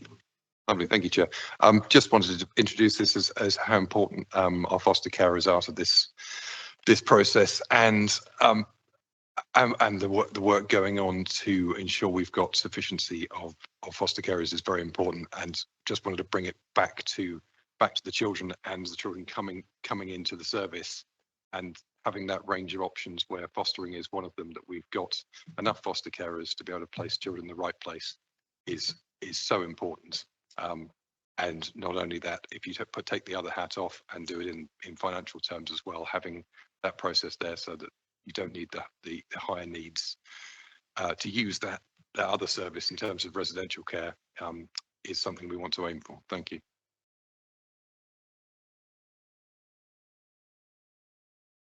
I can't, this is really embarrassing. I can't see your name, but Sorry, it was Daniel. I'm Daniel Moncrief. I'm the Assistant Director in Children's Social Care, responsible for commissioning, which includes our foster care and kinship services. So the progress and paper outlines and in Appendix A gives more detail around the key areas of work we've been focusing on within fostering. Just to set that within the context of the challenges within Devon, we know that foster care provision provides better homes for our children when they come into our care than the alternatives, and wherever possible we want to place people within kinship arrangements and foster care arrangements if they've come into our care. We routinely currently can't find enough foster care provision within Devon for the children in our care, so regularly sending children, including young children, to residential placements and residential homes, and the outcome on average for the cohort of children in residential homes is not as good in terms of education outcomes and wider outcomes compared to foster care provision. And not only are the outcomes not as good, the cost is significantly higher. So if we can retain if we can find the right homes in foster care provision, we know our costs will be lower, but also more importantly, the outcomes for our children will be significantly better. We have a significant challenge in Devon currently over the last 3 years. We, like the rest of the country, have seen a significant decline in the number of foster carers. So there's a national decline in foster care households, and Devon has followed that trend and has actually seen a more steep decline than the national trend. And that means we are routinely sending children either out of county or to residential provision. We do, as well as having our own internal fostering service, we use independent fostering agencies to secure fostering households for our children. And we have really good relationships with a number of fostering agencies in the Southwest. When there are fostering agencies operating in Devon and foster carers in Devon through independent fostering agencies, through ISAs, we don't have control of that market, so often other local authorities are securing that provision, and it's also often slightly more expensive than our internal provision. So in terms of trying to find the right home for our children when they've come into our care, we want a mix of provision, including good relationships with IFAs, as well as good internal provision. And one of the key ways we can secure internal home provision, internal children's foster care provision, is by ensuring our fees and allowances are set in an appropriate way to support our foster carers. And the paper outlines progress in preparing a paper around and forecasting increases in our fees and allowances, and our current modelling suggests we should be looking at something like a 20% average increase in the amounts we're allocating to our fees and allowances budget ready for the next financial year. And we've prepared that draft paper. We've taken it out to our foster carers for their comment and feedback through a consultation period. And we're now reviewing that and preparing a paper for our senior leadership team and then for Cabinet. As well as that, we've progressed in, as outlined on Appendix A, a number of the support and initiatives to value carers. And then through the summer, we ran many of those activities which were well attended. We do know that with those key bits of work underway, our payments and allowance restructure and increases suggesting around fees and allowances, and in addition to initiatives to value carers, we still have some way to go to address the decline in number of foster carers we're able to recruit. So as well as those areas of work, we're working hard on a fostering reset, which focuses on recruitment and assessment of foster carers. Over the last 3 years, each year we've recruited between 10 and 12 foster carers. That's nowhere near the replacement number of foster carers we need, given that we have an ageing demographic of foster carers, and we did have over 300 fostering households. So you need significant numbers of new fostering households to find the right homes for our children. We would like to treble the number of carers we're able to recruit, and to do that we need to invest significantly in our recruitment activity and our assessment process. And to give people some context around that, whenever we're looking for foster carers, we need to get the advertising right, so people contact us and call us, but then we need to quickly visit that potential carer, talk them through that process, and then we have a very detailed and robust assessment process in line with the fostering regulations, which takes between 4 and 8 months. And we want to make sure it's as close to the 4-month end of the spectrum rather than the 8-month end of the spectrum, to ensure as many good quality carers are coming through that process. At the moment, we're not able to recruit as many carers as we'd like through that process, and that not only limits the number of households we can find, or good homes we can find for our children, but it also means when we're looking for a home for a child, we have very limited availability, and we will routinely be looking for a foster carer somewhere in Devon. That child may well go to a school in North Devon, but we'll be placing them in the southern part of the county because that's the only foster carer available on that Thursday when that child came into our care. And that has impacts around the stability of that fostering home in the longer term, and it has impacts around education attainment if a young person's routinely having to travel a significant distance to their school, or they're not able to attend their school and they have to move. If we can increase the number of foster carers we recruit, we'll have better options around finding the right foster carer with the right skill match in the right geographical location to meet our children's needs. We also know that we need to ensure the support for our foster carers is as robust as possible, that the supervising social workers in our fostering service are doing everything they can to support stability of fostering households. And so in the papers, it outlines our Mockingbird provision and our support stability team provision, which we're looking at reshaping and ensuring they really do match all the needs of our children in foster care provision.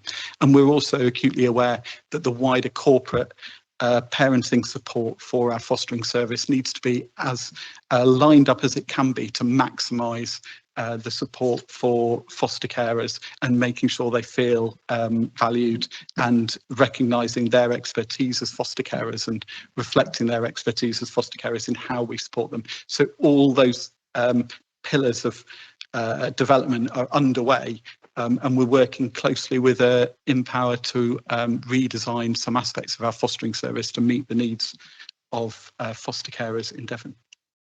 Thank you. Thank you very much. I was looking at Becky. It looked like she was going to add something to that then. No. Thank you very much. That's a really, really good introduction. And before I go, I'm going to go to our councillors first. Councillor Lodge first. Thank you. Okay, to ask questions. Sorry, am I jumping the gun? Can I ask a question? Yeah. Really nitty-gritty question. Apologies, but question point 5D in the appendix here.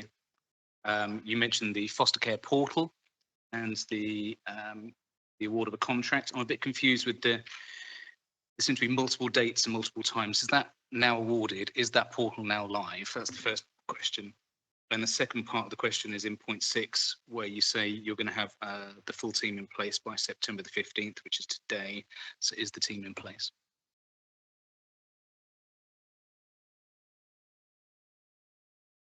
So in terms of the portal relates to an online system which would allow our recording system to be elements of our recording system to be accessed by our fostering service and the supervising social worker who would support each foster carer, in addition to the foster carer being able to access that information and supply information straight onto that portal.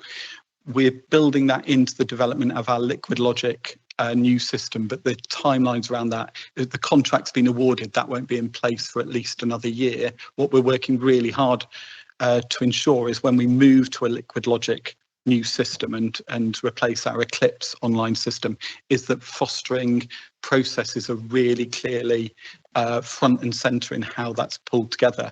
And a number of our challenges currently relate to the quality of data we have on our current online system, and also how it ties in with things like our financial systems. So at the moment, there's no link between Eclipse and our payment structure, so everything's double-handled, and there's room for mistakes to take place, which involves quite a lot of corrections when we have to do that. What we're trying to ensure is the new online system has everything linked together, and that when a foster carer wants to check their supervision records, they'll be able to do that via a portal rather than sending that via emails. When they're submitting their logs, which is a fostering reg requirement, they can submit those online straight onto the child's file, and that can then be can notify the child social worker and the foster carer's social worker, so it's all linked together and we have better recording in a more efficient way. So in terms of timelines, we're at least a year away from the full implementation of Liquid Logic, and then the fostering portal will follow shortly after that, because it's in the second wave of developments. And the second question, was it around the return to home scale? Yes, it says here that by the 15th of September, all the fostering service team managers will be permanent members of staff. Yeah, so that is in place, and we've moved slowly towards a more stable fostering service and leadership team, and now all our fostering managers are permanent members of staff. There is an interim head of service who oversees our fostering and kinship support, and oversees 2 service managers, one for our fostering service and one for our kinship service, and they're supporting the service while we've got someone who's been off for some time with an illness, but we have a plan in place to support and progress in that area as well. And just to follow up on the first bit, can I just check, in terms of this new portal, when it does come online in a year's time, will that ensure that foster carers get their allowances and expenses promptly? Because I know that's been an issue in the past.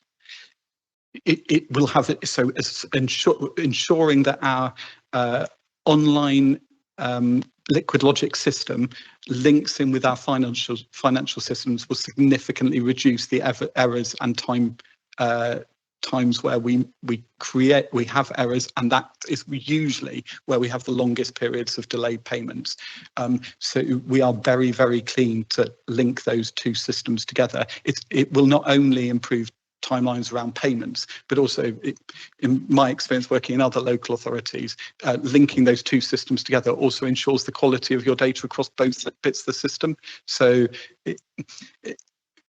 it will significantly improve that element of our service. In the interim, we have a number of ways we think we can improve a not perfect system for that year, maybe 14 months, because that's a long time for our carers to wait. And financial payments, our carers by and large don't go into fostering to make significant amounts of money, but they do want to be able to pay the bills, and they do want to be able to cover their costs. And when we don't pay them promptly, that doesn't always make them feel as valued as we would like them to feel. So we do know that's something we can't just wait 12 months to address. We are putting some interim solutions in place. Gillian Worcester. Yeah, Chair, it's probably worth touching on something we haven't covered to date was the change in the database system, which isn't just for fostering as Daniel's touched on, but it's for all aspects of children's social care services. It's a big change because our current system is not delivering what we need it to do.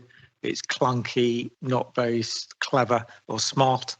And as we've touched on in terms of fostering, and there's other aspects of the system, which means getting data out of it can be problematic, as sort of touched on before. So we have got agreement. We've appointed a new provider, and that's not just for children's social care, also covers adult social care as well. And I believe one of the other scrutiny committees is going to be reviewing progress and delivery in that aspect. And I have to say it's quite an essential part of what we need to do, and we need to deliver that again at pace over the next 12 months. Sounds like a long time, but actually launching a new IT system covering every aspect of children's social care is a lengthy process and actually quite a large undertaking for the council. Thank you. I think that was a really good and important line of questioning, really, because at the end of the day, there's no point in us telling how we value social workers if we don't actually, at the end of the day, it's actions, not words, isn't it? And I think, Councillor Lodge is right. And I think this is something that we probably do want to follow up with and also have a close eye on what the CIRFS committee are doing around this, because I think it is interlinked and really important. So that's good. I think it was really quick questions from Councillor Julian and Councillor Bell, please. So I'll take those both together because I know they're going to be quick. Thank you, Chair. Thank you very much for that. It's just an important bit about the foster carers. There's been a lot of that you're losing a lot, and there's very few coming back in. So the question is that there's been a lot of people grumbling, the foster carers grumbling like mad about certain things, but nobody seems to be taking any notice of them until they've left. When somebody makes a decision to leave, they leave. But if you could catch them before they left, what is the problem that is upsetting you? And so we can try and retain you, which is so critical. And it seems that there's a big gap there where we're losing foster carers because we're not listening to the foster carers. And I feel that that's very critical. So if you can tell me about that.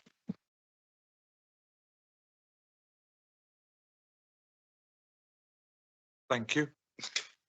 Following on slightly, I've spoken with the Devon Foster Association, but one thing they did pass on a certain degree of gratitude that since the consultation they do feel that they are being listened to, that of course which is a very positive thing. Hopefully that will continue moving forwards. I think that communication can sometimes be very difficult when you've got a very disparate area.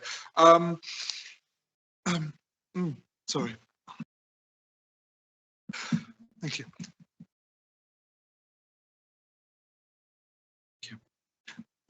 I think within there's a point about recruiting more foster carers moving forward. You said you'd love to see a threefold increase. That's fantastic. And of course, the previous the cabinet approved a budgetary increase on the back in May.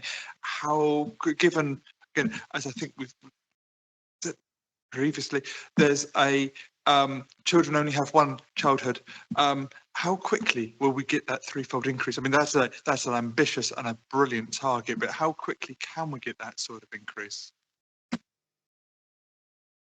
So if I come to the first question around listening to carers and then on to the recruitment and assessment activity, we have introduced regular senior leadership meetings and Julie and Becky and myself and Councillor Jeffreys regularly are now meeting with foster carers, and a range of different foster carers come to those meetings.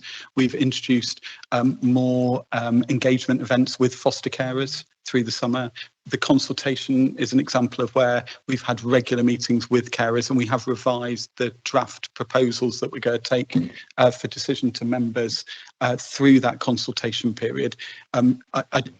I think we've got to be open and transparent and say that in the past we've not always supported our carers as much as we would like.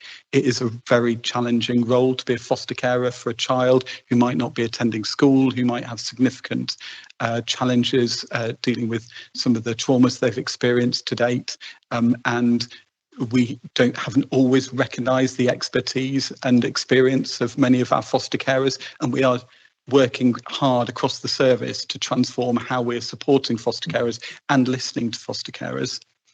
In terms of recruitment and assessment processes, we're drafting proposals ready for SLT and then Cabinet to consider in terms of how we can invest more in terms of the advertising to promote fostering, but also in terms of the ways we can quickly respond to any inquiry and turn that into an application to come into the to become a foster carer, and also work internally around looking carefully at what we are looking for in terms of foster carers. So I think one of the challenges fostering across England faces is we have perhaps quite a traditional model of what fostering might look like.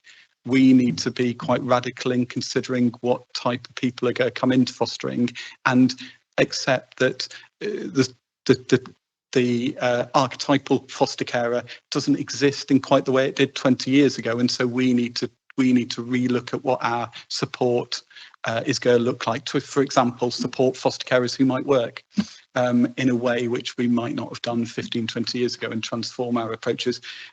If we secure the funding and start putting that investment in at the beginning of next financial year, you would expect something like an 8 to 12 month lead in before you see significant impact, because your advertising is going to take 3 or 4 months, and then your recruitment process takes a further 4 to 6 months if you've got a well-oiled machine ready to work through that process. And it's worth noting that fostering advertising is particularly important at some key points of the year. So the most important time to get your promotion right is the January-February period, when you're most likely to see an increase in applications, and you need a very well-worked system to make sure you deal with what might be a big spike in inquiries. So we want to try and ensure we're ready for a little bit of a spike this year, but also planning investment ready for a spike in 2027 as well, and recruiting more carers from that.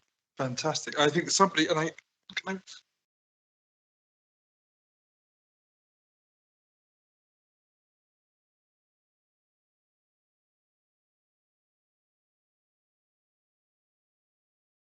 I'll trim down. It was again. I'll come back. Thank you. I got the two Julians, so I'll go with Councillor Brazil and then Julian Worcester, if possible. Thank you. Yeah, thank you, Frank, and Daniel, welcome to the team. And from this report, let's hope these are moves forward. Can I just say again, going back to the part that councillors, that we can all play. We heard here about the problem that we have in advertising and recruiting foster carers. Again, when you go to your parish and your town councils, make the point that this is a crucial part of the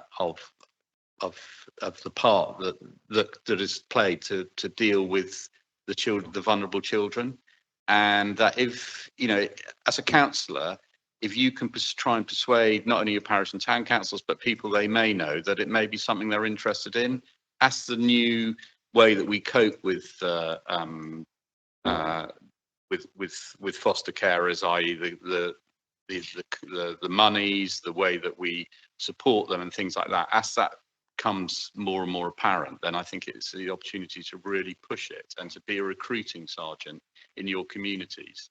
If you achieve anything as a county councillor, if you manage to recruit, or because of you we recruit 1 or 2 foster carers in your area, that is a fantastic achievement. If we did that if every single council did that across the board, that would make a massive difference to the care that we can offer to children. So there's another example of where we as councillors actually do have a very active part to play as our role as our community leaders.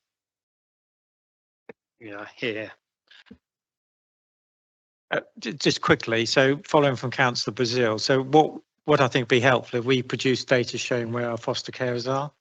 So in terms of numbers, in terms of location in Devon, which would be helpful for members to understand, give you an overview. And the second element, I think, in a sense, what Councillor Bell's asking for is what's our performance target? What's our KPI around that? We will take that away and give some thought about actually developing that, and perhaps that will come KPI 20 in terms of our performance report. Okay. So we'll make sure that we've got something which you can hold the service to account in terms of the delivery. So give it, but needs to be realistic given where we are at the moment and where we aim to be in that space.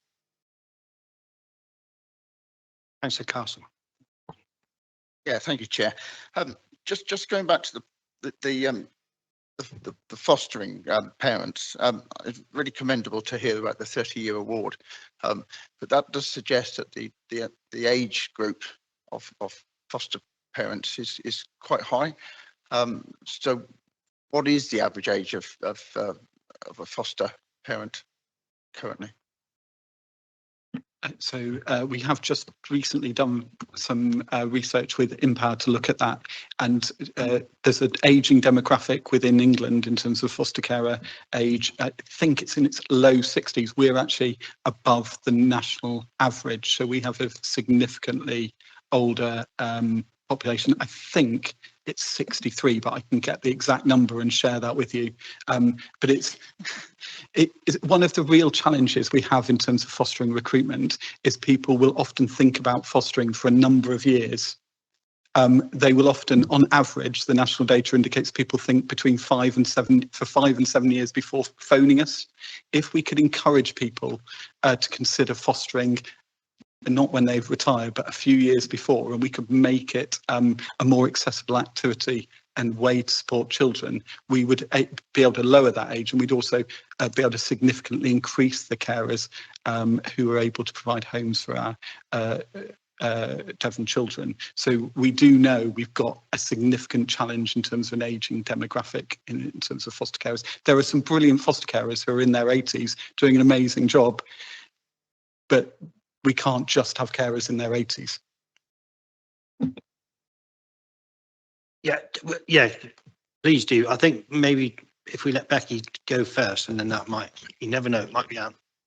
It was just quickly just to follow on from what Daniel was saying in terms of some of the challenges and how we do need to think really differently and creatively about the recruitment of our foster carers, because we need to focus on that younger age group in terms of younger families who might be interested in fostering. But just one example of one of the challenges for us is that we have to comply with numerous standards actually when we recruit foster carers. But one of them is that there should be a separate bedroom for a foster child, so they shouldn't be sharing with other children within that family. And so for families who don't have a spare bedroom, that's really, really challenging for us and for them. So it's how we start to think about what we might be able to do differently, how we might be able to work with our housing colleagues in that space to recruit more foster carers, because often it's about accommodation more than anything for some of our younger families, isn't it, who might be interested. If you want the statistics, 84% of our carers are over 50. The England average is 72%. If I may, Chair, so just a word of warning really is that at 63, I'm not the best with IT. So when you deliver this new system 12 months time, do bear in mind that if your average age is 63, that you don't lose any more foster parents as a result of the IT that kicks in. So thanks, Chair. I think that's a really good point, isn't it? I think it's not one size fits all, and it's. Well, I think we're just talking about communication in general, aren't we? How do we communicate being a foster parent? How do we communicate to keep foster parents? And I think there is, like I say, we cannot put all our eggs in one basket, because there will be different ways that we need to communicate. And I think Julian's right. I think we as 60 elected members are in the best place to get that message out into our communities. But I think we need some help with that. So, an easy way is to be able to share a video on our social media, for instance. And is there something? I don't know. I mean, I have been one of those councillors. I've only got 4 parish councils. Sometimes you say thankful. Sometimes you wish you had more so that you could spread that word. But they're really not interested. If I'm being brutally honest, it's not something they joined the parish council to spread the word. So as much as we try, so I think really our social media and trying to get outside of those parish councils, so we're actually getting into community groups, into individual homes. If we had sort of videos, so I mean, Lee Strange at the full council meeting, that was powerful, wasn't it? What she said at the full council meeting was really powerful, because you know, she wasn't just the negative, it was the positive experience she had as a foster parent. Obviously there was a clear, strong message for us as elected members how we can support them, but I think, you know, what she said was really good. So those little soundbite videos that we can share, you know, onto our social medias, we probably have got a good following, would be helpful. Lost my train of thought now. I had a question for yourself. I think it was Councillor Connor wanted to ask a question probably, and then you're fine. Well, there was my question from earlier, which in the context, because you know, I think it is important that anybody, I mean, whether it be, I mean, I take a young man playing golf with me, and you know, mum says to me, you know, he's a single mum, amazing how he looks up to you, and the fact he's got a father figure around him. So it's a difficult one, isn't it, to be aspirational, because we're asking our foster parents want to keep them, but at the same time we want them to be aspirational for those young people we're looking after. So the challenge there. So there is a significant challenge around supporting young people and our children in foster care provision within the educational landscape within Devon. The key things we are currently doing within the service include supporting foster carers to attend the the termly meeting, which every child in care should be having, their PEP meeting with their school, and focused on education and recognising the expertise of foster carers in terms of how much they know the child in their care or the children in their care, and trying to ensure that's utilised to support that engagement and that planning at that termly meeting. We also train foster carers around education and supporting education. So all our new our foster carers we are assessing to become foster carers do a skills to foster course, and education is an aspect of that course. We also offer follow-up training for our foster carers around education and how they can support education, and then the wider support around the virtual school to really make sure wherever possible we're ensuring children are attending school full time. It's worth noting one of the strongest correlations between foster care stability and breakdown is around education. So when people stop attending school, that's when we're more likely to see that 13, 14-year-old get to the point where their foster carer, who's really tried to support that child, often for a number of months or years, gets to the point where they don't feel they're able to, because they're supporting that child 24/7, and there's not even that part in the middle of the day where they might get a break. So how do we support carers when a child's not going to school, but also how do we try and ensure wherever possible children are going to school? Because if we don't do that, we struggle to support stability. And the second biggest reason we lose foster carers is because of unplanned endings. So when a child is in a foster care arrangement, a foster carer is really committed to support that child, but it's broken down because they don't feel able to meet need. That's when a foster carer often says, well, I've done this for the last 5-10 years, I don't feel able to continue it, because they want to be part of successful stories with children. So if we can aid education engagement, that will help our stability and will also then help us retain our carers. And it's an ongoing challenge which we're trying to work with the virtual school to support. Thank you, Daniel. That's really quite interesting, really, that last point, to be honest. You know, we see that, don't we? None of us would want to just switch off to what the future of our own children are. So why would you, when you've taken the time and effort to foster somebody? Yeah, you would very much want to be part of that journey, which you'd be more worried the other way around, wouldn't you? I think we've probably pushed that. I think the interesting thing with this recommendation and the excellent work, like I said at the start, is that we are going to elect hopefully a foster care champion at our November meeting. And I think that role of the bit of a promotion to be, we need somebody to step forward to be that foster care champion. I think part of that role will be to keep this report and recommendations in line of sight, so that we are that that eyes and ears going forward. So that will come to the November meeting. I think we don't have to do anything with this report other than to note it, I guess, and thank everybody for their work. And Daniel, please keep in touch. Good luck. Appreciate you're new to this role, so good luck, and hopefully Scrutiny, and I know you've got supportive cabinet members. You know, we continue to push this report forward and make, you know, fostering a really well, it is a valued. I mean, I don't think anybody doesn't value fostering actually, but I think it is something that stays hidden away in the wider public as such. So I think that's where we need to champion it. So thank you very much. Note that report and You need to propose and second it. oh, sorry, new to this job as well, like everybody else. So we do need to propose and second this. So everybody's putting their hand up. We'll go with the vice chair's proposed it and Councillor Julian seconded it, and we'll move that one forward. Thank you very much. And on to matters for information. So is the election of a domestic violence and sexual abuse scrutiny champion. Yep. So do you want to introduce that, Louise? Yeah, so terms of reference was circulated to members a few weeks ago now on this. We have a champion across all 3 scrutiny committees and have done for the last since 2021.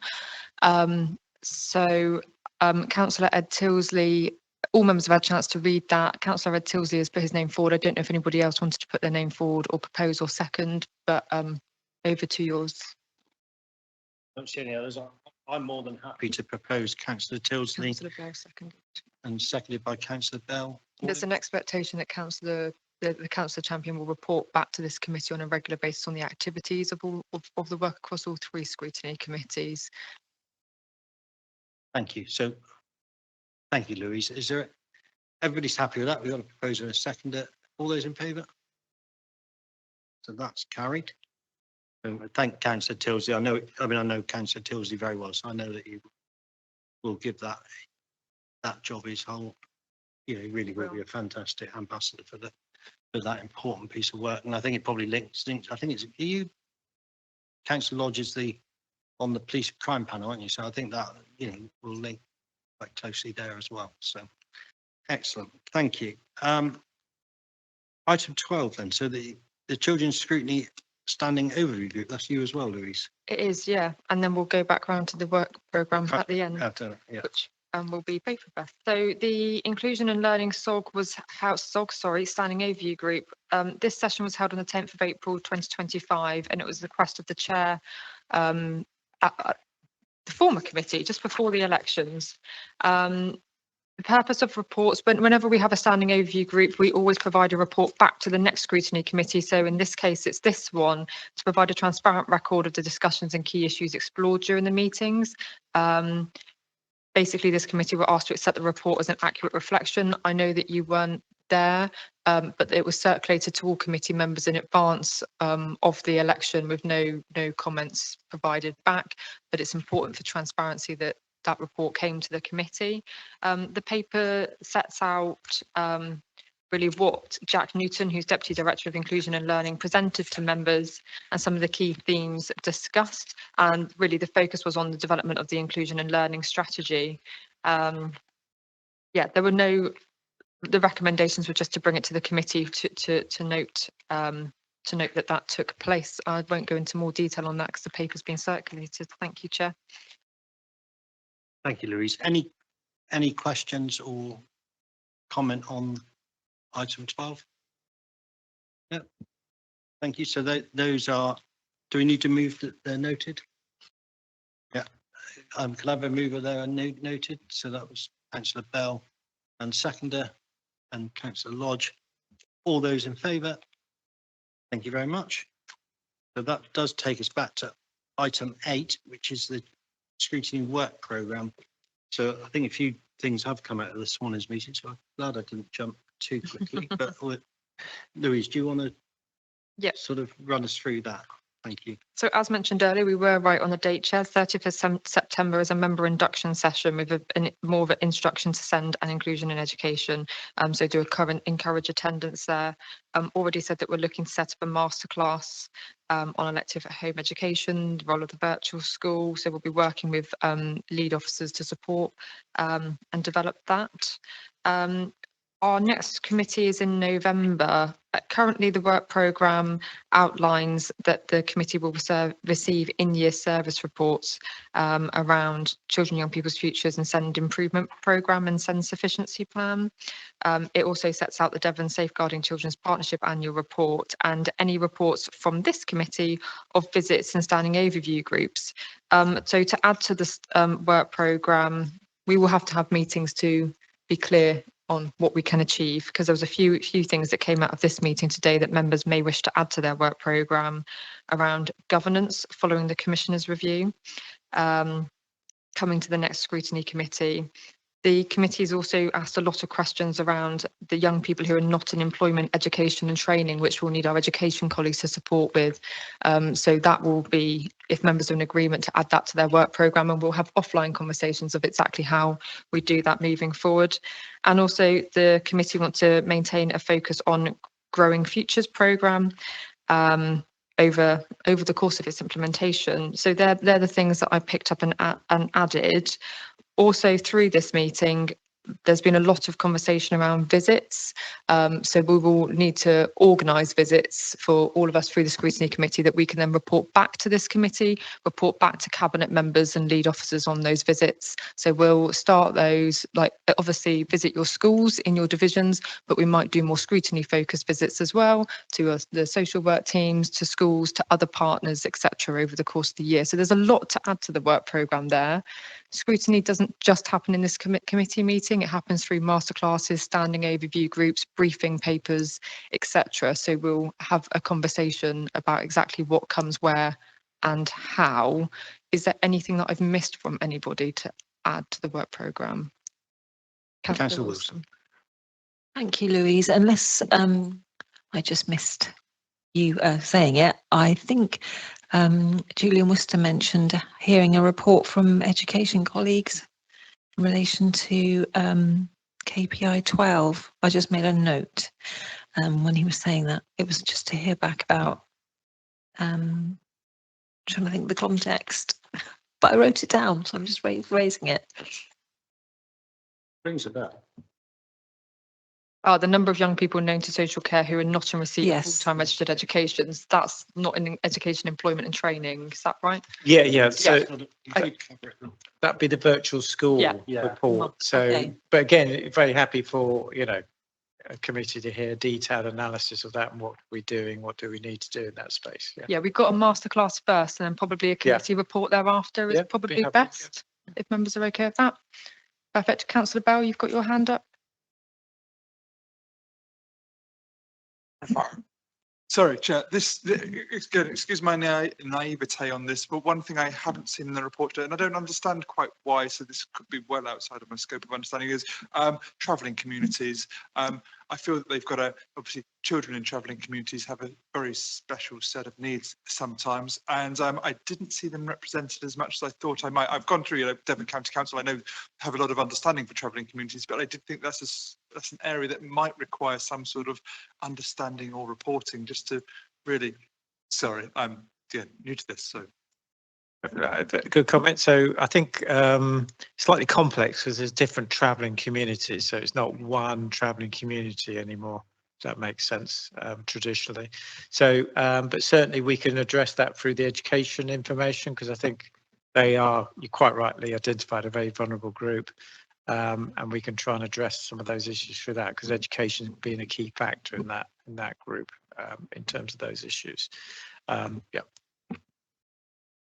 So before I go on, I think what's important is the chair's indicated his visit to the social work office. So I think be helpful, rather than hearing from me and Becky on a regular basis, it'd be great to have other colleagues. So, like schools and other other groups out there. Yeah, I was about Yeah. to enforce. I think, the best thing we can do as a scrutiny committee is be ears and eyes on the ground. And like you say, I think, they did genuinely value the fact that we're interested.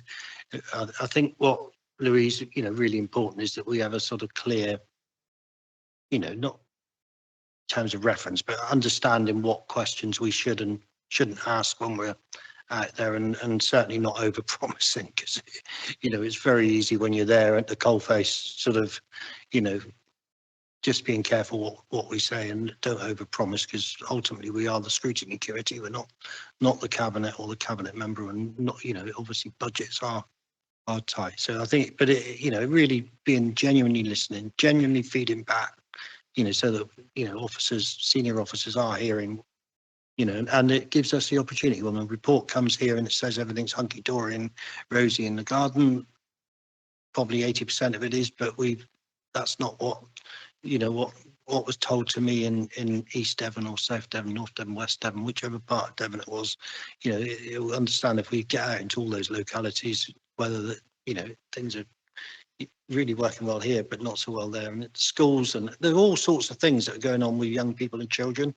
So, like you say, it's not just schools and social work teams, it's the family hubs that are coming forward that, hopefully we'll be able to get to visit. And obviously, most important, the voice of the parent, this one's the harder one, but it's the most important one, is the child, isn't it? What's happening for children? What's the impact on children themselves? I think is where we really need to focus. But that, I guess the frustration for me is I'm just over 12 years in as a county councillor, and it's only this year, the first time ever, that a foster carer has actually approached me. So how do we get foster carers engaging councillors? Because they're the, we all stood out to make a difference, change things, don't we? And I think it's the people that are most vulnerable we least hear from sometimes. So, I guess that's a challenge back to officers. How are county councillors being promoted when they get their foster carers back and, they've successfully got through that 4 to 8 month thing to become a foster carer?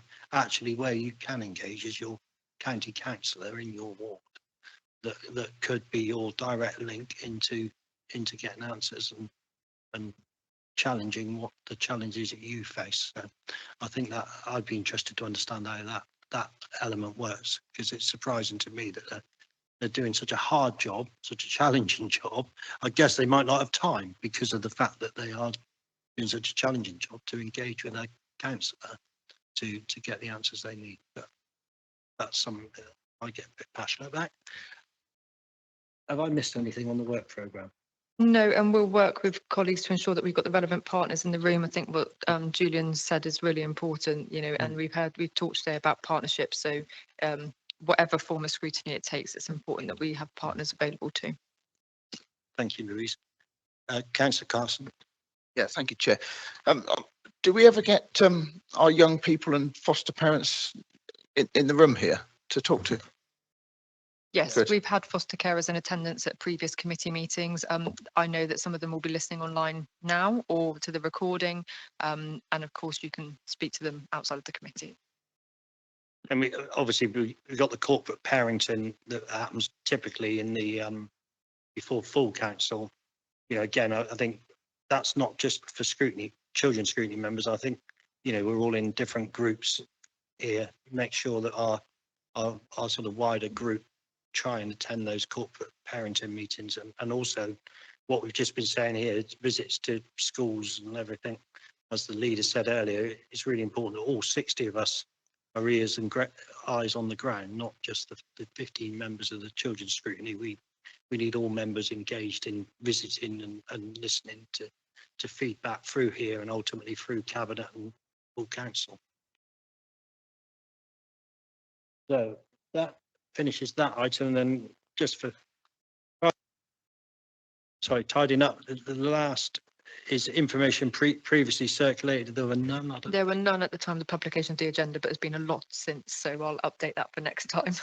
Thank you, Louise. No other items, so I think I can close the meeting and thank everybody for their time. A little bit longer than I was expecting, well, an awful lot longer than I was expecting, but nonetheless, that's good, because it means that we are engaged and we are asking questions, and like I say, there's nothing, in my opinion, nothing more important than the young people and children. So thank you all. Good luck and keep up the good work. Thank you.